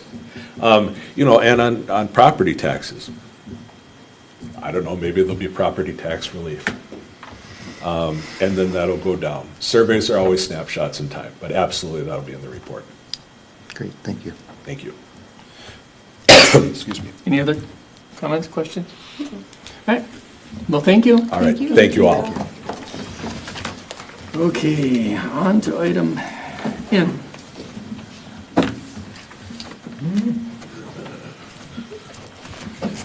Thank you, Mayor and Council. This is, item N is for Dayton Assisted Living. It is a variance to exceed the maximum front yard setback as well as a site plan review. Excuse me. The property is located on a vacant parcel just south of Raintree Plaza on Balsam. There's no address, being that it's a vacant parcel. The property is zoned GMU 4, general mixed use. Assisted living is a permitted use within this district. As the council may remember, the applicant first came to the city with a concept plan back in December 2025. With the concept plan, this is intended to solicit comments and recommendations from the council and the planning commission. There was no formal approval or denial. Comments, or just a summary of the comments back in December, was there was opposition to a 3-story building, as well as support for the variance and a recommendation for a shared driveway access with Raintree Plaza. The applicant responded in March of 2026, scaling the project down from 3 stories to 1 story, and was agreeable to share a driveway, assuming that Raintree would also be agreeable. So at the bottom here, we have the 3-story assisted living versus the 1-story assisted living that's currently being proposed. The footprint of the building stayed relatively the same. Critical issues for this, 3 items. The first item is the building setback. So in the GMU4 district, the intent is to push buildings towards the street and create more of an urban feeling to it. Within the GMU4 district, we have a minimum building setback of 15 feet and a maximum of 30 feet. The second critical item is the driveway access, whether it be shared or have an individual driveway. And the third item is buffer and screening with the adjacent single-family homes to the west. For the variance, again, within the GMU4 district, there is a minimum setback of 15 feet, maximum of 30 feet. What's being proposed is 180 feet. The reason for this is just the shape of the property. So the property is shaped like a wedge. It would be very difficult to comply with a 30-foot setback with any reasonably sized building with that. With the variance, there are findings of fact that need to be supported. Those are detailed in the packet, and I'll go over them in a little bit more, or summarize them in a little bit more detail, which is the next slide. The criteria for granting a variance, so there are really 4 items. So the first is the use reasonable? And this is specific to increasing the building setback from 30 feet to 180 feet. Item B is the circumstance unique to the property and not created by the property owner. In this case, the applicant did not create the lot. This was a pre-existing condition. Item C is that the variance must not alter the essential character of the locality. So this gets into comparing what the setback is to the neighboring buildings. And then the item D is, and this is all by statute, is that the practical difficulty is not related to sunlight and solar energy systems. So this is probably not applicable in this case. So that is the variance. With the site plan, the architecture of the building exceeds the minimum standards. The parking lot as well, or at least as far as the number of parking stalls go. With the driveway, again, the staff recommendation is for a shared access with Raintree Plaza. Raintree has verbally said that they would be agreeable, although we do need an easement that kind of solidifies that. The Plan Commission recommended if Raintree is not agreeable, then they would have an individual access, and the staff recommendation is that the applicant would then remove this landscape median to provide a full access here to both the north and southbound traffic. And here's the architecture of the building. Plan Commission recommendation. So once again, this is the property essentially from this point to about this point. There is I believe it's a curb cut to the property. The recommendation is to have a shared access with Raintree Plaza with their south entrance. Raintree does have a full access here. And then also to install a 6 to 8 foot fence along the western property line. Just to note is that the tallest fence that's allowed in residential district is 6 feet. Staff's recommendation similarly, option 1 is to have a shared access with Raintree Plaza through here. If Raintree is not agreeable to it, and then it would be for the applicant to remove the landscape median and have a full access or full driveway access. As well as to install additional shrubs and hedges along the west property line. I'm sorry, along the west property. should it say, this plan here is a recent revision to the plan that was included in the packet, so this was just received today, which does include the additional landscaping as well as correcting the setbacks along the south property line and the west property line. Questions? John, did you say Rain Tree was? Verbally, they were agreeable if the city, kind of what I was told is if the city wants it, they would give it. That's surprising, okay. And I missed something, you said in residential areas, 8-foot fences aren't allowed. This is not a residential area, so. So, correct. So one of the challenges with a mixed-use district, is it residential or is it commercial or industrial? And kind of the answer is it's neither, it's mixed use. Right. So in our city code, the tallest fence that you can have in residential is 6 feet. In commercial and industrial, it's 8 feet.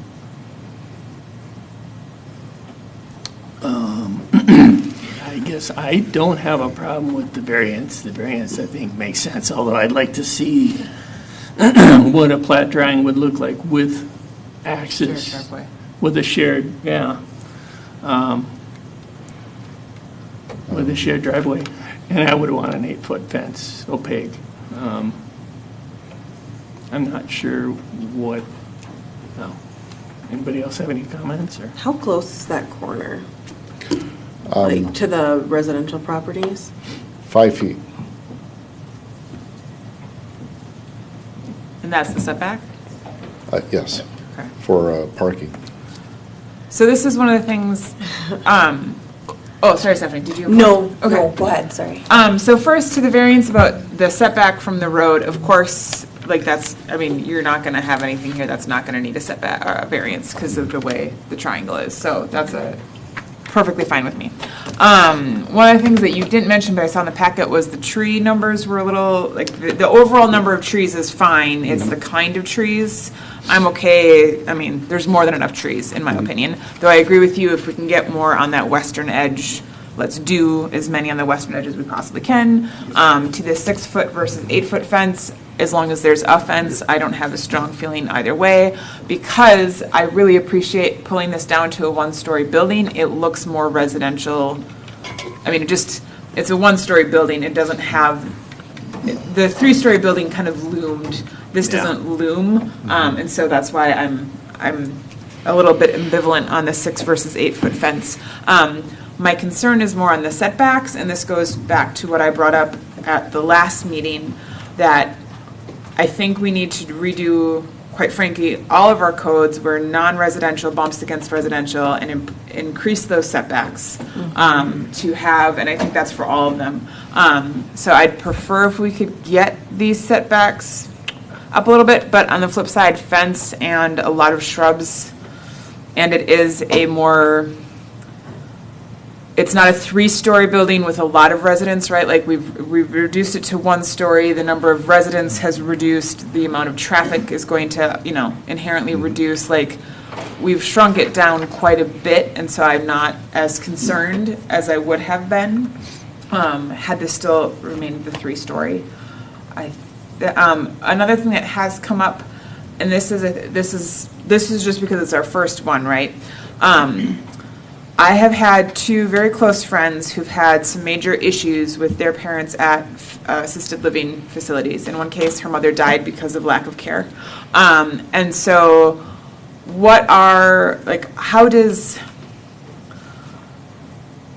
I know the state has some, I shouldn't say that. I assume the state has a certain amount of oversight of assisted living facilities.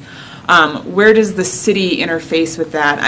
So I guess the closest thing I can think of is if we had, like the Dayton Bar and Grill, they have a liquor license, right? If they start having lots of issues and our police department is being called there every night to deal with issues, the city could revoke their liquor license, correct? Yes. Is there anything like that for situations like this, if they're having, they're calling the fire department or EMTs constantly, we're constantly getting complaints, Is there any mechanism the city has, or is that entirely on the state to take care of? It's on the state, so we Okay. have no licensing or business Okay. licensing that's required. Okay, it's 100% on the state, okay.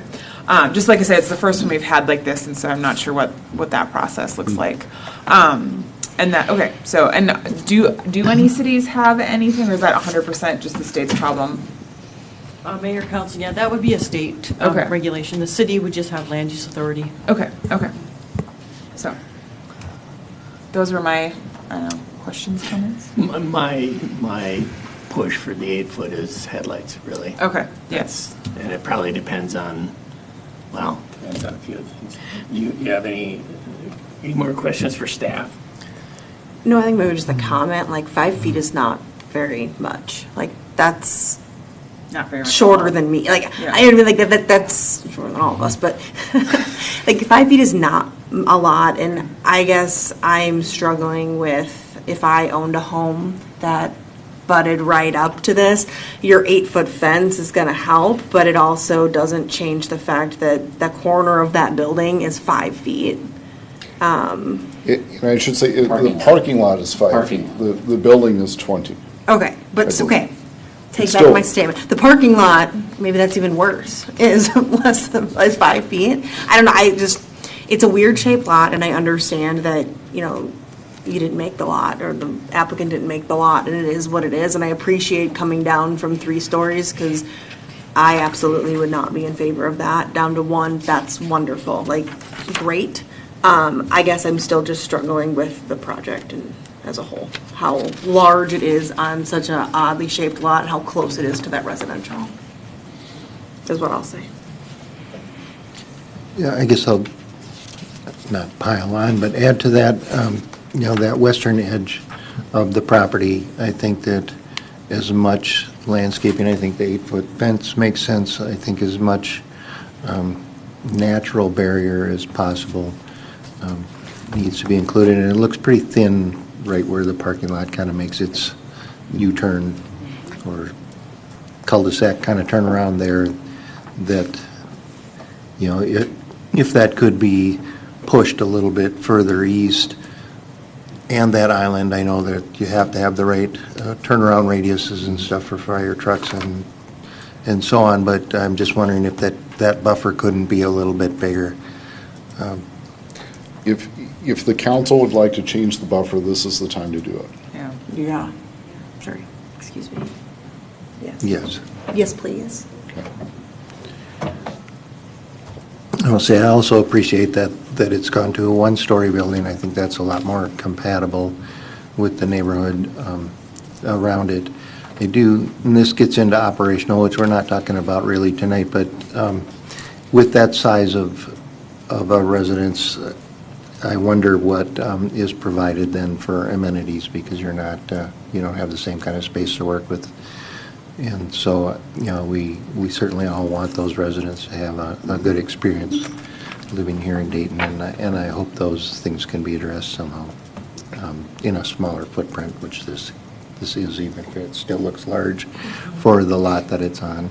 The variance itself, I don't have a concern with. I don't see how you put anything back there without it. I think that's reasonable to ask for. Any other comments to staff? I definitely would go along with the 8-foot fence. Okay. We have questions for the applicant. Yeah, come forward.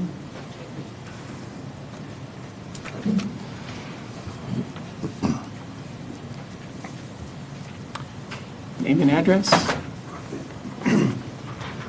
Yeah, I'm Chad Castle with BJ Boss Builders, 769 Taft Loop South, Cambridge. Franklin Angwenyi, 11920, 134th Avenue North, Dayton, Minnesota. You want to address at least some of the comments you've heard? I Yeah, guess? we'll start with the cross-access agreement. In our concept plan, we had that shown in there. We only removed it because I did talk to the owner at Raintree. At the time, he wasn't interested in it. So we did remove that before we came in for site plan approval.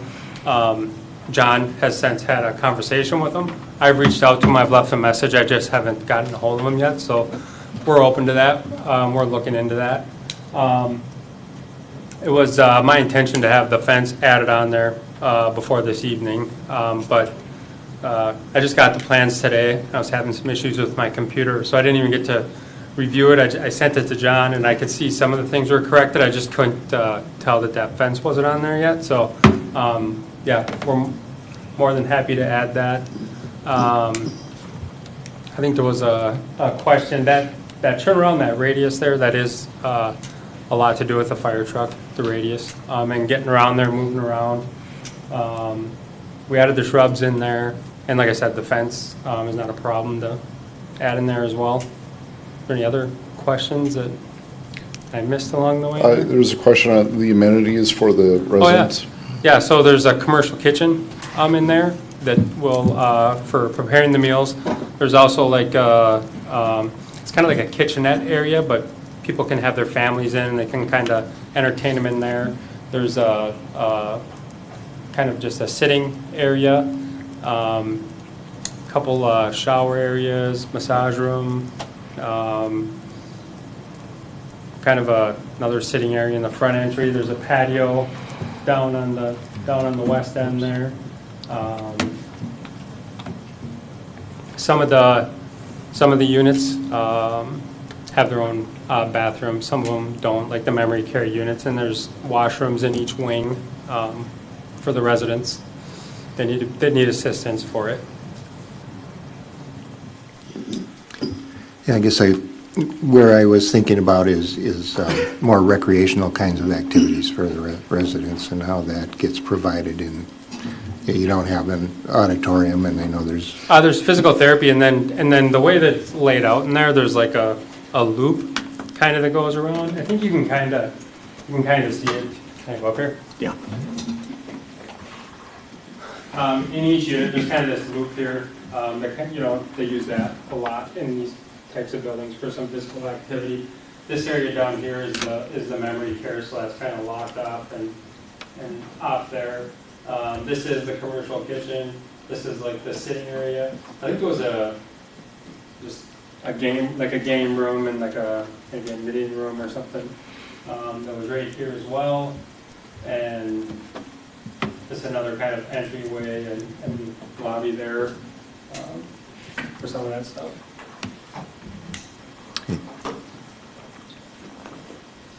If that shared driveway does come about,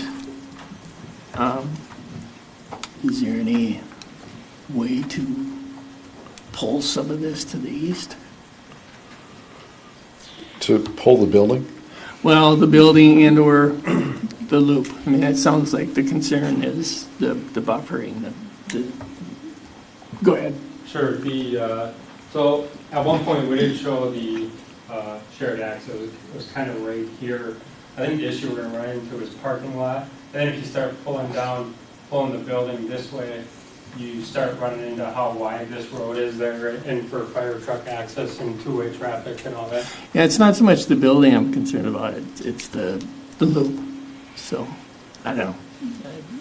Oh, understood on that. Like I said, again, I'd have to check with the civil designer on the radius and the turn, for that. Yeah, if that could be pushed a little further east, I think we'd like that. Any other comments, questions for the applicant? I got a really tough one. And it's just a simple answer, I guess. In March, there were some formal complaints. Those are all handled, taken care of from CMS. CMS is all cleared and everything's kosher with that, right? CMS, I guess I'm not 100% sure what you're talking about, the complaints. In March, Favored's Place was subject to formal. Oh, the news story? Yep. Yeah. Frank, do you want to comment to that? I have had CMS come in, Medicare come in, Medicaid has visited, CHAPS that accredits us has visited, and they have cleared us of no wrongdoing. Okay. And that'll be an ongoing thing. I understand the state is controlling that and taking care of it. And that is hospice that I do, not this one. Yep. It's a separate company, separate entity. There's three other two other partners with Frank in this, or the families, so it is a separate entity. Any other comments, questions? Okay, thank you. Yeah. I have a question for John. So tonight, you're asking us to be, like, we're voting on the variance, correct? The variance and the site plan. And the site plan, okay. So as you said, if we don't want the driveway this close, this is our last chance to say the driveway can't be this close? I would suggest, maybe as one of the conditions of moving the driveway as, I'm going to say, as far away from the western property line as practical. I don't know what that's going to look like, if it's 1 foot or 5 feet. I don't think it's going to move very far in order to comply with the turning radius for fire trucks. But you can add that as a condition if you want to allow some of the flexibility, but still, it's not going to be a significant distance. Yeah, Mayor, and members of council, if you want something specific, then you need to be specific with your request or what you're looking for, because if it's just a variance, like John is mentioning, it's going to give flexibility to staff. If you're looking for something specific, then you need to be specific with the direction, if that makes sense. Like if you say some small amount, that's fine, 1 to 5 feet, but if you're looking for, okay, we want a 10-foot buffer, then that'll be something that's different than flexibility to staff. Does that make sense? Yes. I guess I'll say the darn thing. The building's too big. The building's too big for this property to be able to have that turning radius that's needed. The building's too big, and I don't know if that kills the whole project, but that's where I am, and I don't think that moving that turnaround a couple of feet is going to make a substantial difference. This feels like Shark Tanks. For that reason, I'm out. Yeah, the building's, it's too big for that property, in my opinion.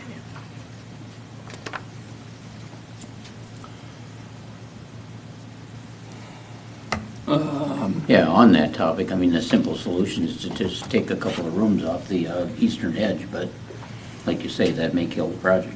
Well, they've already cut 2 stories. No, so I understand, yeah. I understand that. I understand that.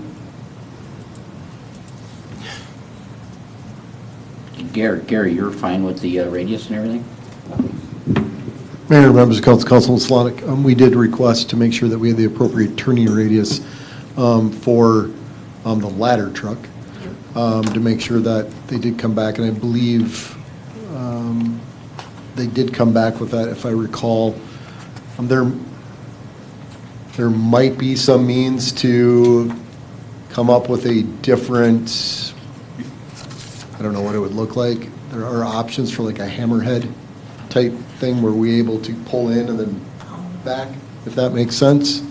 I don't know what that really looks like, and if that helps or hinders, I'm not sure. John, I'm a little confused about what leeway we have here. So, as a permitted use, essentially it's permitted. With the site plan, there are certain conditions that you can add on to a project that reduces, I'm going to say, the nuisance factor. So like buffering and screening, buffering, that's a nuisance factor. With the site plan, I mean, the minimum setback is 5 feet. That is what it is. I think, I would say it's reasonable to require an amended plan to push the parking lot as far east as possible. But again, there's a functionality to it. It has to meet the function. I don't think we're going to gain a lot of space.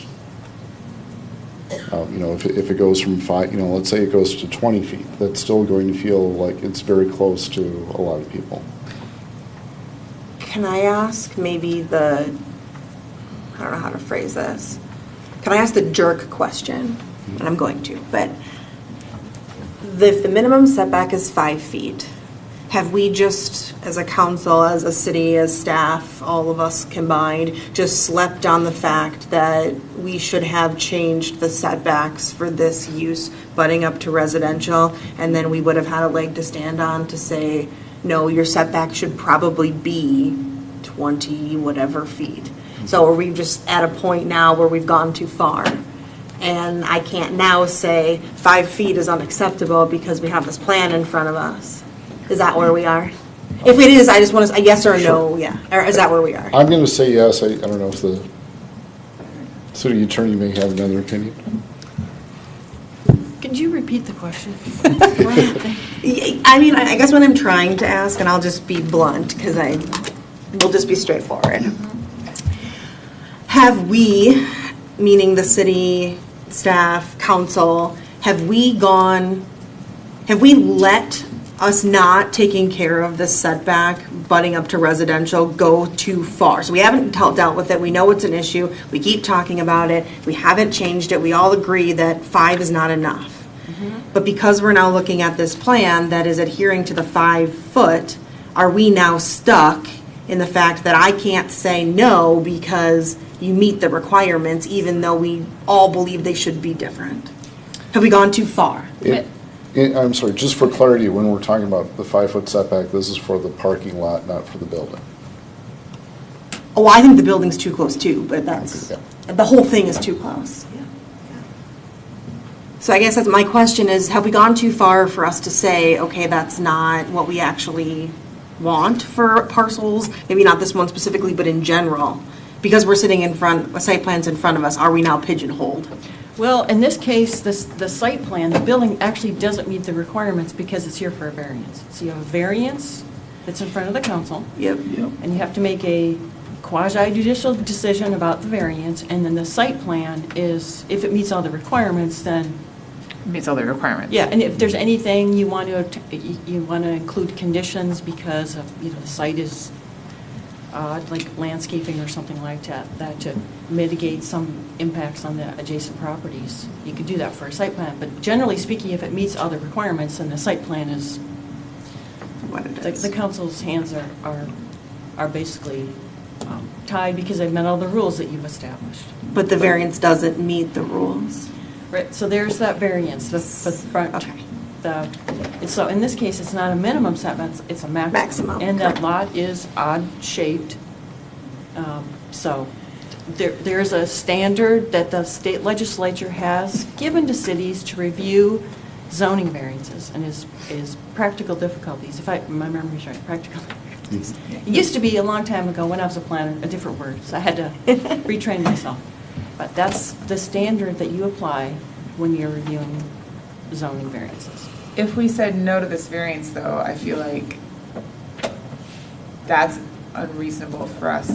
Looking at just the variance. That's where I'm stuck. The variance, Yeah. I don't think, is an unreasonable variance. Right, so that's the criteria you'd have to Yes. apply, and John went through that. Correct. Yeah. And So I don't think we have a leg to stand on to say no to the variance. That's what I guess that's what Yeah. I'm asking is if I can't say no to the variance, we meet everything for the site plan, even though I don't agree with it, but it's what we have out there. I don't have a leg to stand on to say no then because we've met all of the checks, the boxes. So then the answer to my original question is yes, that we, not you, because you've been bringing it up, but we have slept on the fact that we knew this was an issue and we allowed it to happen. And I think I'm a little bit frustrated about it, so I'm sorry, I'm getting passionate.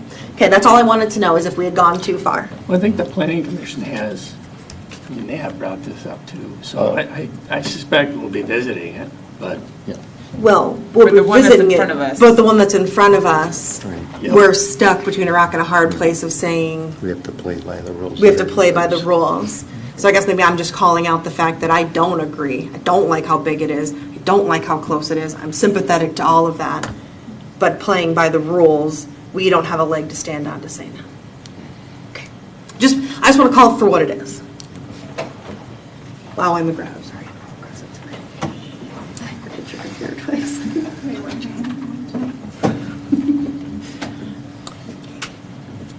Any other comments?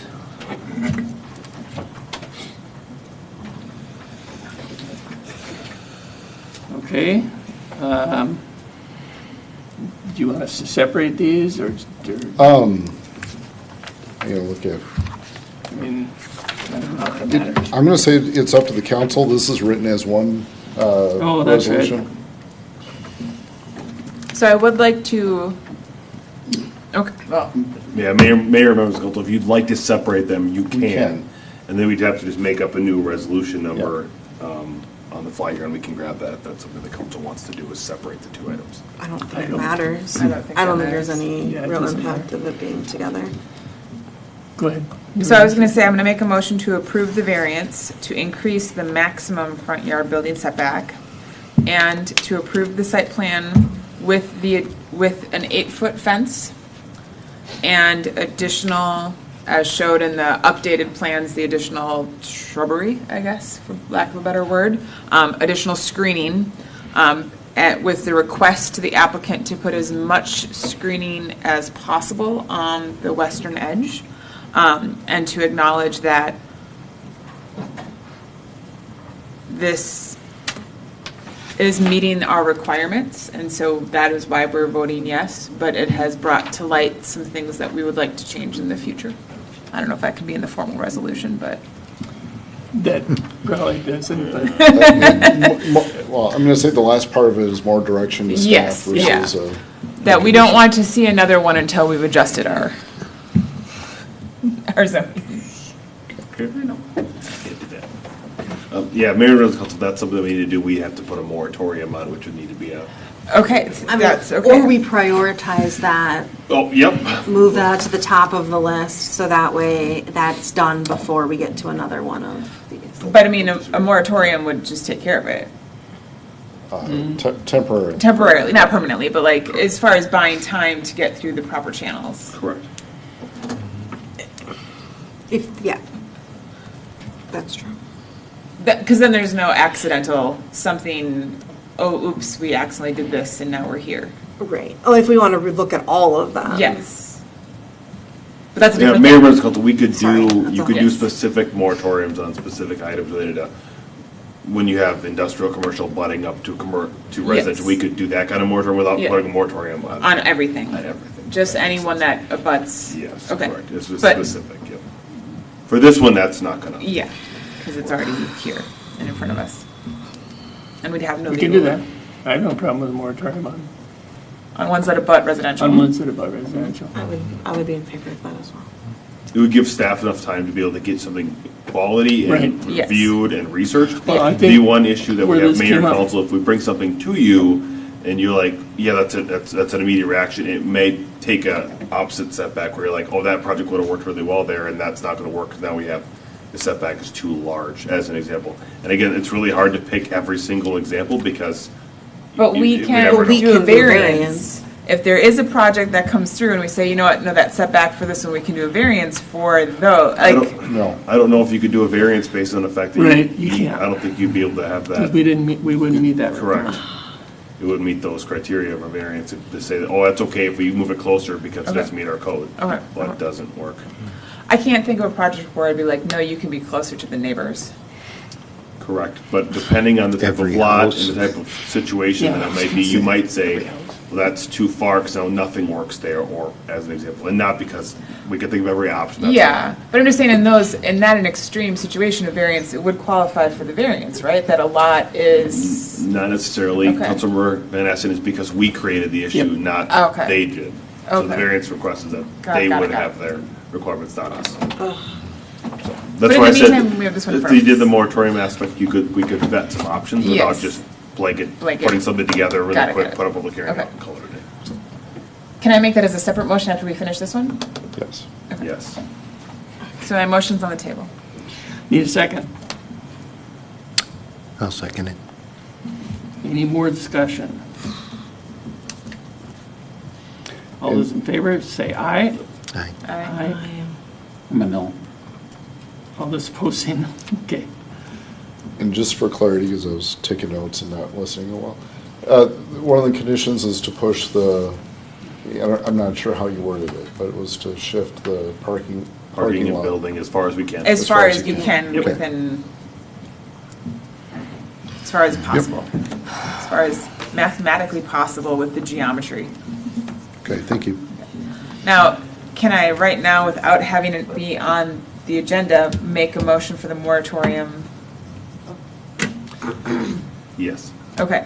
I would like to make a motion that we put a moratorium You on. can't, well, Wait, go back. oh, Wait a Take minute. that. Yeah. That would just be given direction. Just giving bring it back direction. at the You next Okay. can't make an Yep. official Yep. motion because we have to Okay. do a public hearing. Got it. We have to do an ordinance. Got it. Yep. But can I request though at the next meeting Yep. that we vote on a moratorium on any non-residential, abutting residential?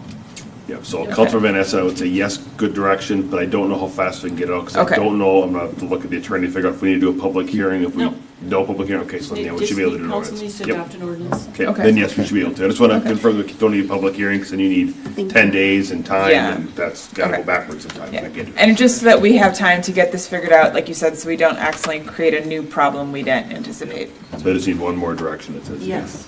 Okay. Sorry. There you go. Please. That's good, thank you. Yes, please. All right. Item O.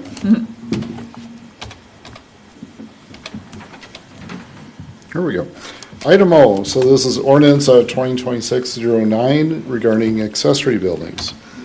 This is specific to allowing shipping containers on properties. So this, just to explain the story of how this came about, in 2024-2025, we had a couple of interim use permits that were approved for event centers that utilize shipping containers. Shipping containers are not allowed as permanent structures in Dayton on any property. At that time, both the council and the planning commission were supportive of allowing shipping containers, and so that became the question of where should they be allowed. This was considered or discussed by the planning commission on 2 or 3 different occasions. The conversation has kind of gone around quite a bit. The planning commission's recommendation is to treat shipping containers similarly to accessory buildings, but to allow them on agricultural and residential lots that are 2 acres or larger in size. So then the question is, what properties are those? That is this map. So every parcel that is colored is at least 2 acres in size where a shipping container would be permitted. And then we have a couple examples. On the left, we have 2 residential parcels, both that are about 2 acres in size. The same thing with these examples, although the lower one is a 1 acre parcel that is zoned agricultural. Here we have a 4 acre lot and a 7 acre lot. In each of these examples, the photo that was taken was from the street, so these are what is viewable from the public right-of-way. And then a map comparing parcels that are 2 acres and larger compared to 5 acres and larger. So in both cases, I'll say the Planning Commission's recommendation is for 2 acres and larger, staff's recommendation is 5 acres and larger. In either case, I'm going to say there's probably hundreds of parcels that would qualify. So, questions? So I say this, living on a property that looks like crap right now because I have too many projects and not enough time, and as someone who is actively pursuing getting a shipping crate to use for some farm projects. If I do get one, it's going to go in my barn because they're tacky and ugly and I do not want them. So I'm a hard no, period. If they're going to be used for agricultural purposes, then they have to be 100% screened because they are tacky and ugly. So that's where I'm at. And when you said came up on the Planning Commission, I was on the Planning Commission in 2024, and I do not recall talking about shipping containers. I'm going to say, so this was for Fisher Farms and for Dean's Pumpkins. It was probably a 30-second conversation compared to the larger project. Okay, so just everything else overwhelmed Yes. this particular little bit. So. Fisher Farm, and I don't have photos of these. So Fisher Farms uses a shipping container as their concession stand. Dean's Pumpkins uses containers on their haunted hayride.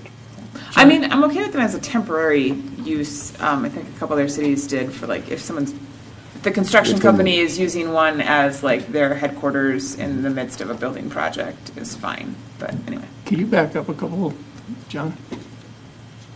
Yeah, right there. That bottom one had the ugliest garage that was falling down. And one day I drove by and it was completely cleaned up and that was there. It was a vast improvement. I have no problem with these. I might even think that they could go down to 1.5 acres, but I have no problem with these things. They're significantly cheaper, they're easier to move around. And, I don't know. I don't have a, well, I go all over. Of course, we want everything to look nice. The shipping containers are everywhere already. We've seen them in Amsterdam and Oslo used as, stacked up and used as student housing. And they still look like shipping containers, even if they're 6 high, you know, but, you know, I think it's a building block that people use for almost anything now. I think there's housing you can buy in them. That's not probably what any of these uses are going to be, but I just think in the scheme of things, this or a, you know, a bad shed from, I won't pick on any companies, just a bad looking shed that's fallen down, this isn't going to fall down. It's going to get rusty and people should take care of them like they do their house. But I honestly, I don't have a problem with people using them for storage. I think they can do a lot worse, and they do. I guess I will go next if you're done. Yep, I'm done. Sorry. I don't, okay, how do I say this? My house backs up to one of those 2+ acre lots, and I wouldn't want to be staring at this thing in my backyard or on the edge of my backyard. I don't think a shipping container is a long-term solution if you're just going to drop it on your property. And I could have maybe been convinced if we required some sort of re-siding so it actually looked like a shed or some sort of storage, but I also, I think, have a problem with the fact that we're not going to enforce that even if we had that as part of this. So we don't have the capacity to go around and make sure that everybody converts theirs over, which I think speaks to a larger issue because this is a continued, something that's continually brought up is that we may have these rules or these things, but we don't enforce them because we don't have people to go out and enforce them, which I think is a bigger conversation. But I am 100% against these being used as primary accessory structures. That's completely asinine. 2 and 2. That's all you. Well, if, I guess here's my opinion. I would like them to be painted like the bottom one. Painted upkeep, or some sort of a clause that says that it has to be maintained. Whether or not you guys can maintain, to do the inspection or not, that's another issue. However, to me, having that thing sit there versus a bunch of shit laying around it, I'd rather have the container there. I think my problem is they tend to not just stay like that, though. Yeah. They end up with things leaned against Yes. them, and well, the shit around it ends up just being around an ugly eyesore too. So that just goes in the clause. Well, but if we don't enforce it anyway, then what does it matter? It's all lip service anyway. We don't catch every speeder, but we still have speeding laws, and we still catch the ones we can. Like at a certain point, there's we do have rules, because if there were no rules, it would be utter chaos. They're selective on when you enforce them. I think that's my issue, and this is going to turn into somebody having 6 of these bad boys on the back of their property. 1. It's supposed to be 1. It's not going to be 1. So are you? So are you a 2 acre or a 5 acre? I'd be fine with 2.5 acres. Pick one, Scott. Pick one. It's a 2.5. You did pick. That wasn't on the list. Well, you got your 3 yeses. I want 1, only 1 container. You got your It yeses. has to be maintained. With Scott's things. And a year or 2 from now, these guys are going to come and say, hey, we need a $90,000 storage container inspector. So are you saying we want it different from the accessory building? And I went up. Because 1 is not how our accessory building works. And we've got places that I know are going to have, at least, I don't know, how many does, I don't want to name names, but we've got some farms that have multiple ones, right? Agriculture use was a different thing, though, What? right? No, this is treated the same. Yep. Same. I thought you had in there was a difference for agriculture. I don't care about the agricultural. What I care about is that a 2-acre lot is not very big, and a 5-acre lot is not very big. So you only have, okay, If you got 100 acres and you want to put one of these on it, knock yourself out. Like, put a bunch of lilacs around it and call it good, huh? call it good.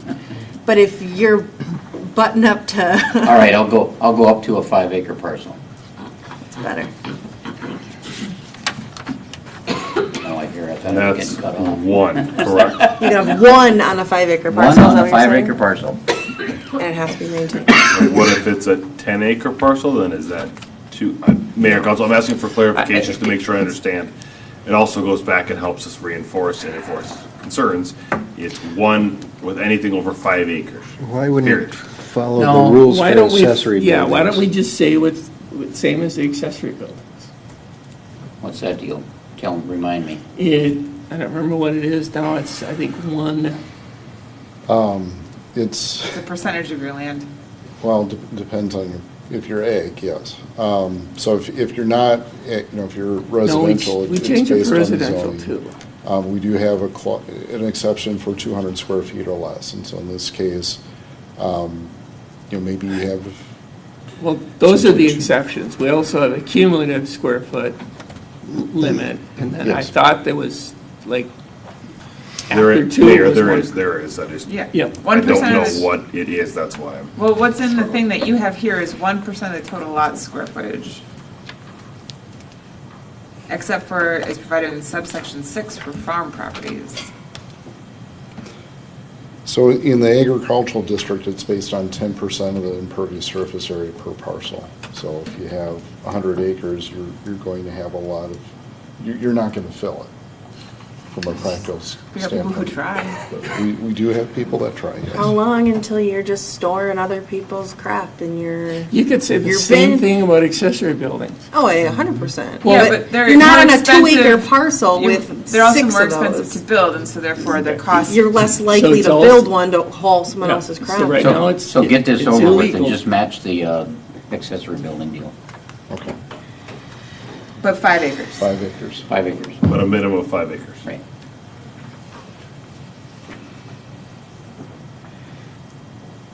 I'm still gonna hide mine in my barn. My house is trashy enough already, I don't need to add to it. I really don't like five. I've been meaning to talk about that. I know, you should. I keep expecting a it's any worse strongly than a written shed. letter from Dee Dee. Yeah, it's, I just look at this, it's no different than a shed, so. Just metal and doesn't match your house. Well, my barn doesn't match my house. Yeah, but your barn looks like a barn. It doesn't look like a big metal container Like a that shipping belongs container. in an industrial area or it's not the right time, or not the right place for something like that. But I'm on my own. We all on lost, we lost. We lost anyway, so let's just Well, vote and move on. Make your motion, vote. He's got it. Okay.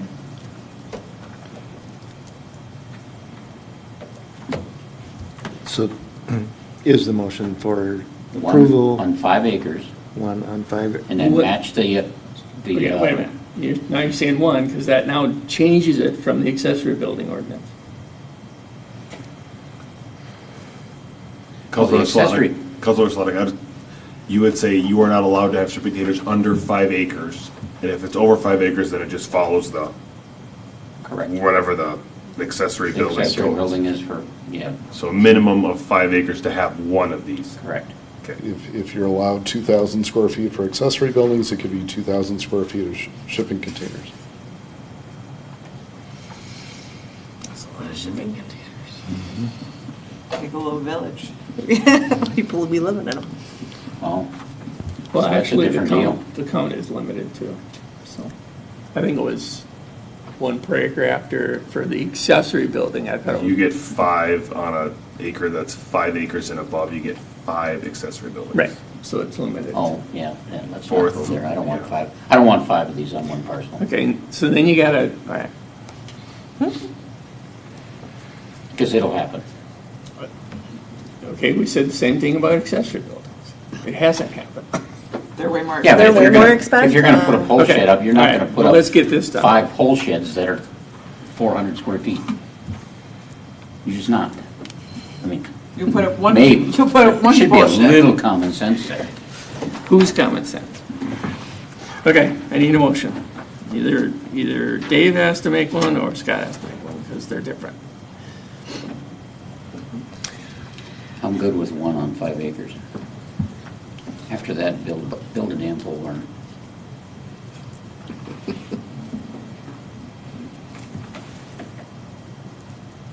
Okay, so your motion would be To allow 1 shipping container. to allow one 5 acres. on at least 5 acres. You got that? Yeah.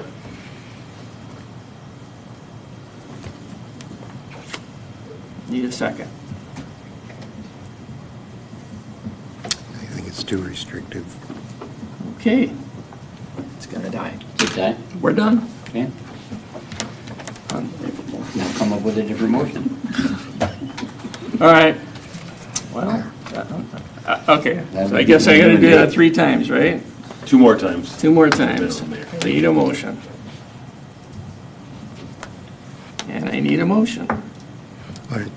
Are you looking for a second on that motion? Well, we could would make need a a second different on that motion. motion or a new motion, but I would make a motion that, that we approve it with the 5-acre minimum and follow the accessory building guidelines for how many square feet or how many buildings we're talking about. Yep. Because of fashion, it would be 5, would be the maximum allowed, because you're never gonna hit 4,000 square feet unless you got some big shipping container, maybe one. Yeah, that. 4,000 square feet or 5. need a second. All right, I'll ask again, I need a second. And I need a second. All right, I think we're done. So much for property rights. Okay, Thank you. Thank you. on to item P. P. Okay, and this should be a faster one. P, this is a response to Curbside's Environmental Assessment Worksheet, or EAW for short. Curbside, as the council probably remembers, the council approved I believe it was a number of conditional use permits and variances for both Curbside and MTL in kind of the same, at the same time. I believe this was, 2002. It included, one of those 11 approvals included an interim use permit for a yard waste transfer station for up to 42,000 square feet annually. Curbside is asking or proposing to expand that up to 500,000 cubic yards annually within the existing building. So I'm going to say that the site is not growing, the building is not growing, it's just that they're wanting to use the building to its capacity. With this type of use, the state law requires that if they're expanding more than 300,000 cubic yards, it requires a mandatory EAW. The EAW process is facilitated by the Minnesota Pollution Control Agency. That does not give us any authority on the EAW. We have the same responsibility or same clout as any other resident. So we're providing a comment letter to the MPCA on their EAW. No matter what the MPCA does on the EAW, Curbside cannot operate or cannot process any other waste other than yard waste without permission from the city council. So the Curbside would have to come back to the city council or come back to the city to amend the city code to allow additional use waste streams, as well as to obtain a conditional use permit for those different types of waste. The EAW itself is about 1,000 pages long. I'm sure that everyone's had a chance to read it. Twice. Twice, okay. And then the EAW comment period runs May 5th through June 5th. So it is critical that if the council wants to submit a letter, it does so tonight. Again, what's allowed currently is yard waste. What is being requested is to add outsourced mixed municipal waste, so this is generally your garbage, construction and demolition waste, source separated organics, and then single stream recycling. What is source separated organics? I'm going to say it essentially food waste. No, I understand that, but the source separated part.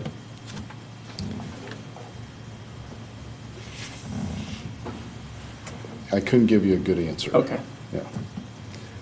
The photo here is the existing building with one load of yard waste. So what the applicant is proposing to do, and you can't see off the photo here, is they would install concrete bins along one wall of the building. Trucks would come in, they would dump it into a bin where it would be sorted and then piled up here where a front-end loader picks it up and dumps it over the sidewall where there's a trailer that's waiting, and then it gets trucked out to Becker.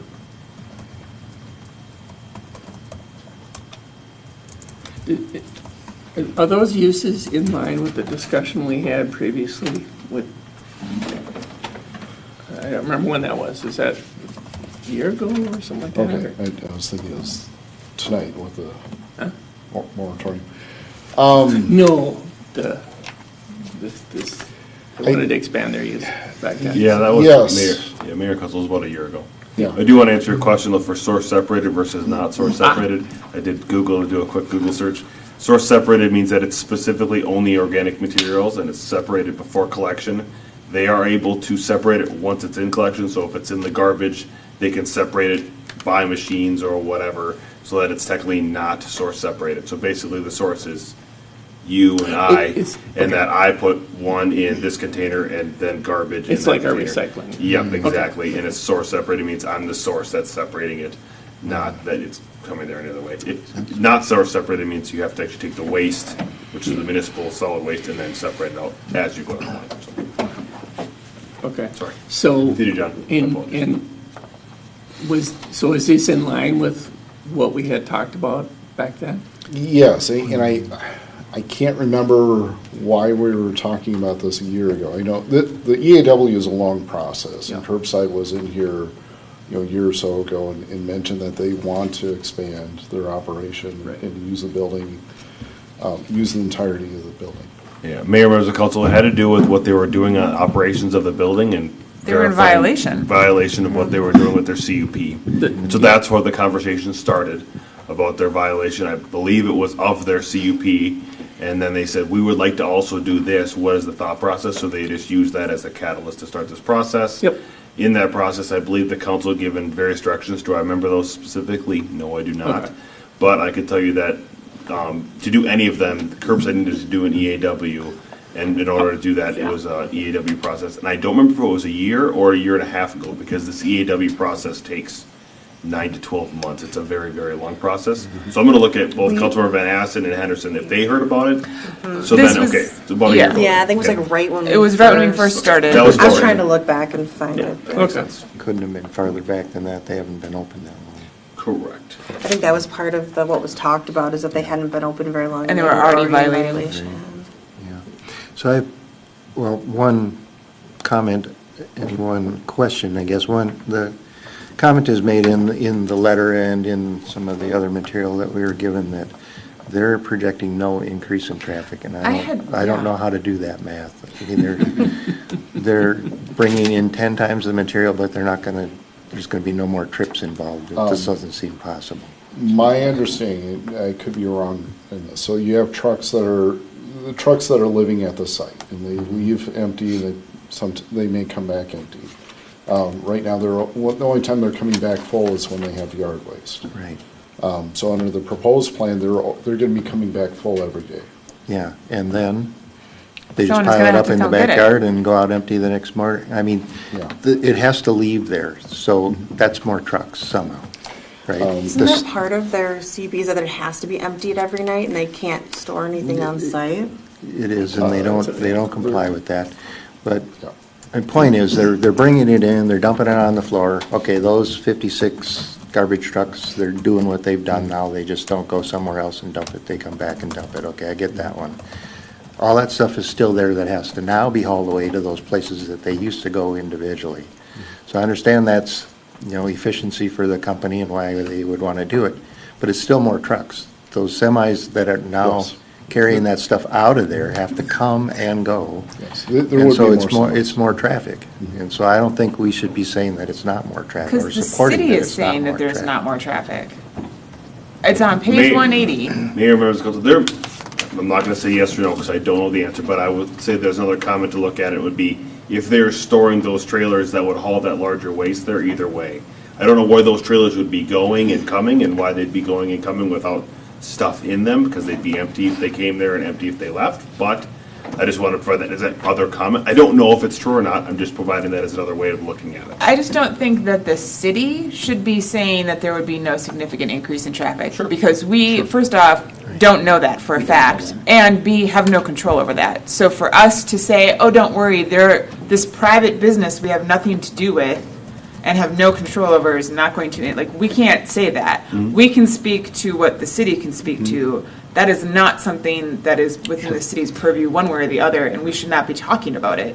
We should say we would be concerned if traffic increased, and if traffic doesn't increase, that's where we're at. We're okay, or I'm not okay, but we shouldn't be saying that there will be no significant increase in traffic, because we don't know that. Sure. And so we should not say that as a statement of fact coming from the point of view of the city. Okay, yeah, and just to clarify, so that statement was taken from the EAW, but, so I guess my question is, do you want to strike that bullet point? I Or would, reword. because it's not, Take the whole- it's not our data, well, okay, sure, Take it out. yeah. Well, I don't think it's not coming from us, and I don't really think that that's correct. So it'd be my position that it doesn't belong in there.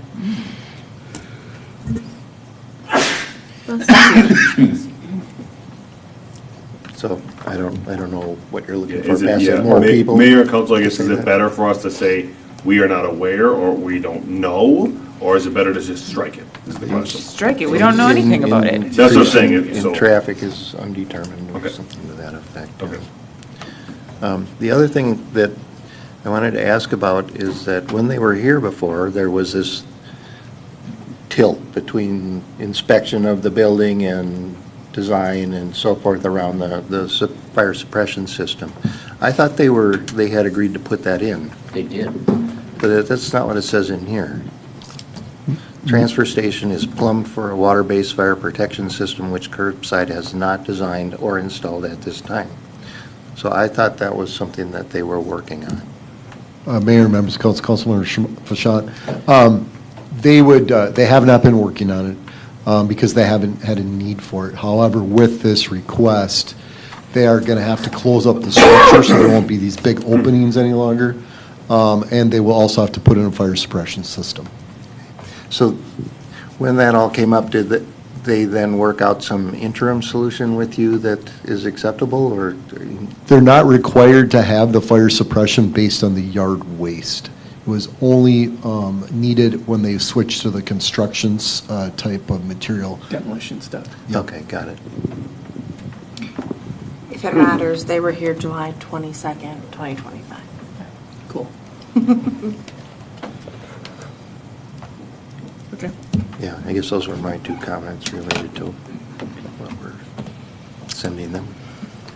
Are they currently, it also says they're at 42,000 cubic yards? Do we have any idea what they're currently doing? Yard waste. Oh, you mean for the amount of As far yard as waste? Volume. No, I don't. I thought that was it in there.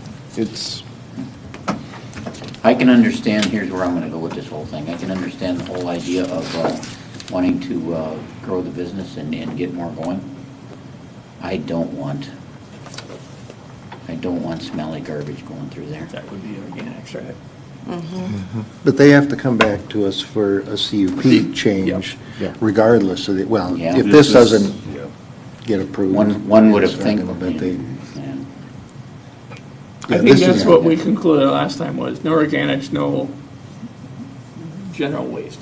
Mayor, I believe that was what I remember for the direction, Yeah. but I didn't want to quote without knowing. Because, I mean, I can't imagine we have too much problem with the recycling or the Construction. demolition. I mean, I felt it then and I feel it now, that they can do what they were approved to do. The fact that they've overbuilt their building feels very bait and switchy to me, that they got approval for a certain thing and they built a building bigger than they needed so that they could come around here later and be like, we would really like to use the building to its maximum potential. You're right next to neighbors. You shouldn't have built this right here anyway. I can't believe it got approved this close to residential. So I am opposed to any expansion of this in this location. I just don't want I don't want them to be able to come back and say, well, the city said these things in this EAW, and that you said that you didn't have issue. Like, that's my concern, is I don't want them to be able to point to this comment to the EAW that says the city's okay with these things, so that when they come back and I want to say quite clearly no, that they can use this against me. Well, there's no way they're going to go 10, 12 times the volume and not have more trucks. That's just it. It's not That's possible. asinine. Well, but I guess to circle back, like they clearly, that maybe what they heard from what we said led them to believe that we would be okay with some of these things, because you wouldn't go through all of the trouble of getting an EAW if you didn't believe that there was a reason you were getting it. I think we did, but we limited it. I'm almost positive we said nothing that's going to rot. Nobody liked organics. I don't think anybody liked it, but I don't remember how forward we were. I was still fairly new. I'm not sure I was as aggressive as I am now. I think that's kind of what I'm saying, is I don't know what we John, did my that question time. is, would it be, I think it'd be better, at least from my opinion as administration, to say, we should put something in the letter. If the council's not okay with something, put that in the letter. That would make sense to me, because then it would at least be on paper of, we're against organics or whatever. At least it would be specific to that. Whether that EAW calls that out or not doesn't really matter. It's the fact that we commented it to that they are aware of it. Yes. I would also like clarification on how you're going to go 12 times the volume and not have more trucks. So I don't know if we can have a clarification question in there, but I think we can have a comment in there. Which it could be that comment if we are concerned about that. That's why I asked, do you want to strike that wording, Yeah. or do you want to adjust it and say, we are concerned Okay, about I would go with adjusting. We're concerned that there will be an increase in traffic. Because I am concerned that there will be an increase. This is a comment response letter, not Yes. necessarily any sort of approvals or anything, but this Yeah. is a response letter to their EAW. Yeah. Okay. I mean, so my concerns are, there will be more traffic. My concerns are, it will be smellier for the neighbors. My concerns are that it will be more hours and it will be, like, right now, we haven't had a lot of complaints from the neighbors. If they increase their business, There might be stuff flying around. I mean. I think that was a concern. Well, yeah, and I thought there were Yeah, issues there from the were. neighbors.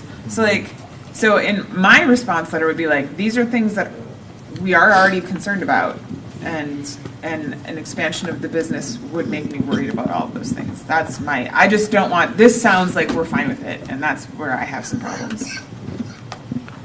Mayor, members of council, sorry, I do recall, Mayor, that it was just construction material from what I recall. I think that the council is looking at, not organics, if you will. So then, if Councilor Van Assen's direction is that we'd like to have at least one more, if not two more, would be preferred to have the direction of the same thing, so that we have clear directions to the council. If you'd like to write those same things, concerned about traffic, concerned about noise, concerned about smell, and then there was one more?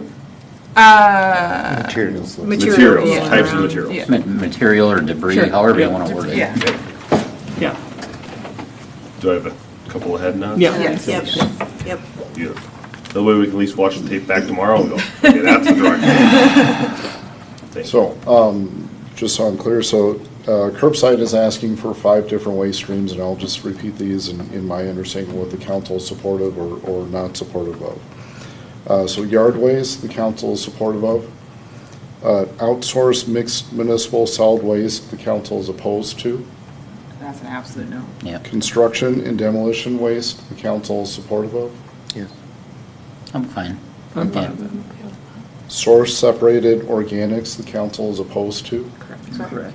And then single stream recycling, the council is supportive of. It would be like cardboard, plastic, Yeah. I think, put in your recycling All bin. that stuff can fly all over the place. I'm of the, I don't want this to have been built here. Okay, and then we'll have all just a comment with concerns about increased traffic, the days and hours of operation, increased odor, and debris. Yes. Yes, thank you. Yes. Yes. Okay. And it will have to have fire suppression and That's doors on already every listed. opening. Building code, yes. Already listed. Yeah, those parts I was fine with. I just didn't like that it sounded like we were cool with our others. Nope, that's. Okay, and I don't believe I need a formal motion. This Okay. is direction. Thank you. All right. Item Q. Mayor, members of council, we were approached, or I was approached last week by Hennepin County for a regional solicitation grant. I want to provide a little background information, and then I can also provide some information that I heard at the Met Council State of the Region last week as well. The county is looking to add trail work throughout the Dayton River Road project for the 2028 and 2029 years. I get those years mixed up all the time. I probably meant 29 and 30, I don't know. Every time I'm off a year on that stuff. But this specific request is only for the portion from the roadway from North Diamond Lake Road to our east border, which is just west of South Diamond Lake Road, where it connects to Dayton River Road. For us, the total regional solicitation grant dollars is requested is the max allowed at $5.5 million from the Met Council. The Met Council has $250 million available, so the chances of getting it are probably pretty high, but not 100%. And since the funds are federal, those requirements are going to be on the money. That is related to like Build America and all the prevailing wages and whatnot, and all of the environmental stuff, and those will all be handled by the county.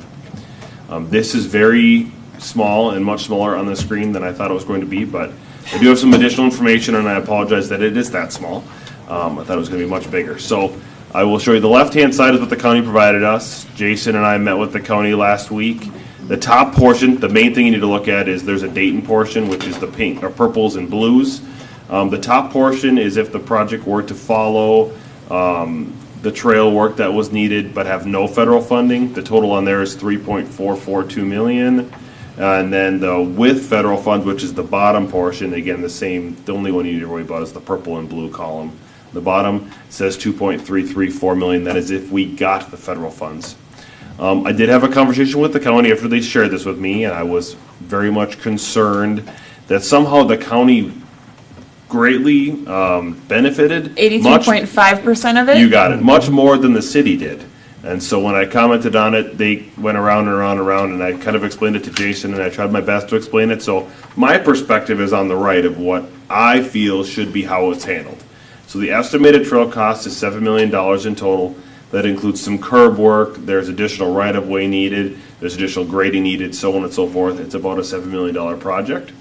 Option one, so that would be if we did nothing, no trail work whatsoever, the city of Dayton would have $0 into this rehabilitation project that the county is doing. They will still do the roadway, they just will not do any trail work. If we did trail work and no grant is a 50-50 split between the city and the county, so that we'd be on the hook for $3.5 million.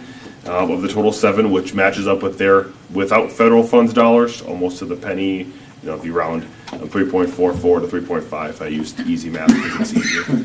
The trail work with the grant. So how I would work it is 5.5 million would come off the top number of the total trail. So that would give you a $1.5 million buffer, and then we would pay 50-50 split on that. So it'll only be 750 versus what they're telling me of 2.334 million.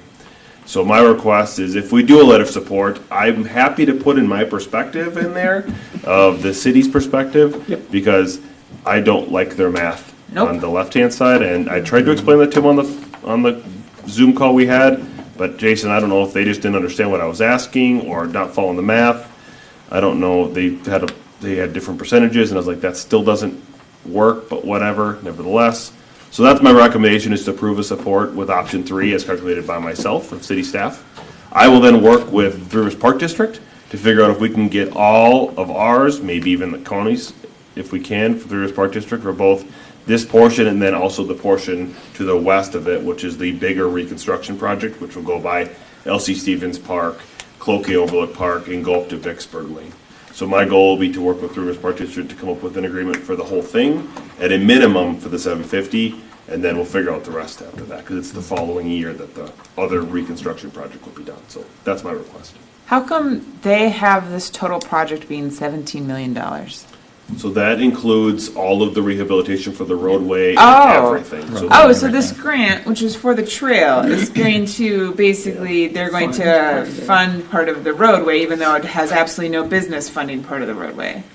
Yes, Okay. so I That commented. makes sense. I commented on it when we talked to them, and they said they did not want to update their spreadsheet for the numbers. Oh, of course And I not. said, Oh. okay, it doesn't take that long. That is a lot of That, work. That spreadsheet took me about maybe 5 minutes. I think my students could do that for them. All right. Okay. So that's yeah. my request is Need a option 3, motion? and then I would ask that I was add that as here's what it will be if the math is done properly, so. But I'm asking for the letter of support because it is due June 24th, so. And June is next week.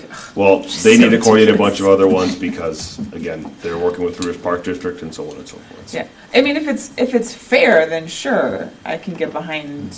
I think the city would be overall supportive if we even had 750. I think the Yeah. city would be supportive, but if we can have Three Rivers Park District utilize grant money from their end to pay for it, I don't know why we wouldn't do that. Well, yeah. Because then we can put more trails and get a more. Correct. I would be able to get a further trail Yeah. expansion. Because the goal is to expand our trail system. You got it. So. So okay. I'll make Yeah. a motion to approve this letter using Zach's math. I'll second. Any more discussion? All those in favor say aye. Aye. Those opposed say no. Carries 5-0. And with that, That's a wrap. we will go into closed session. Closed session pursuant to Minnesota Statute 13D05, subdivision 3C3, a closed session shall be conducted to develop or consider offers or counteroffers for the purchase or sale of real or personal property, PID 31-120-22-33-0009. And that is a motion. I need a second. Second. All those in favor say aye. Aye. All right. Yes, yes, please. You lock it. Thank you.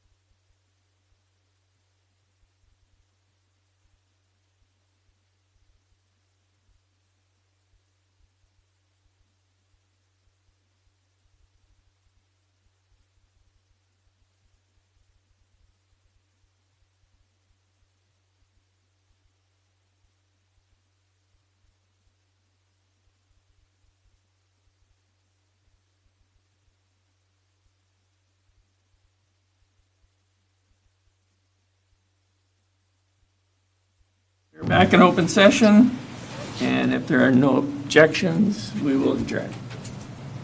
We're adjourned.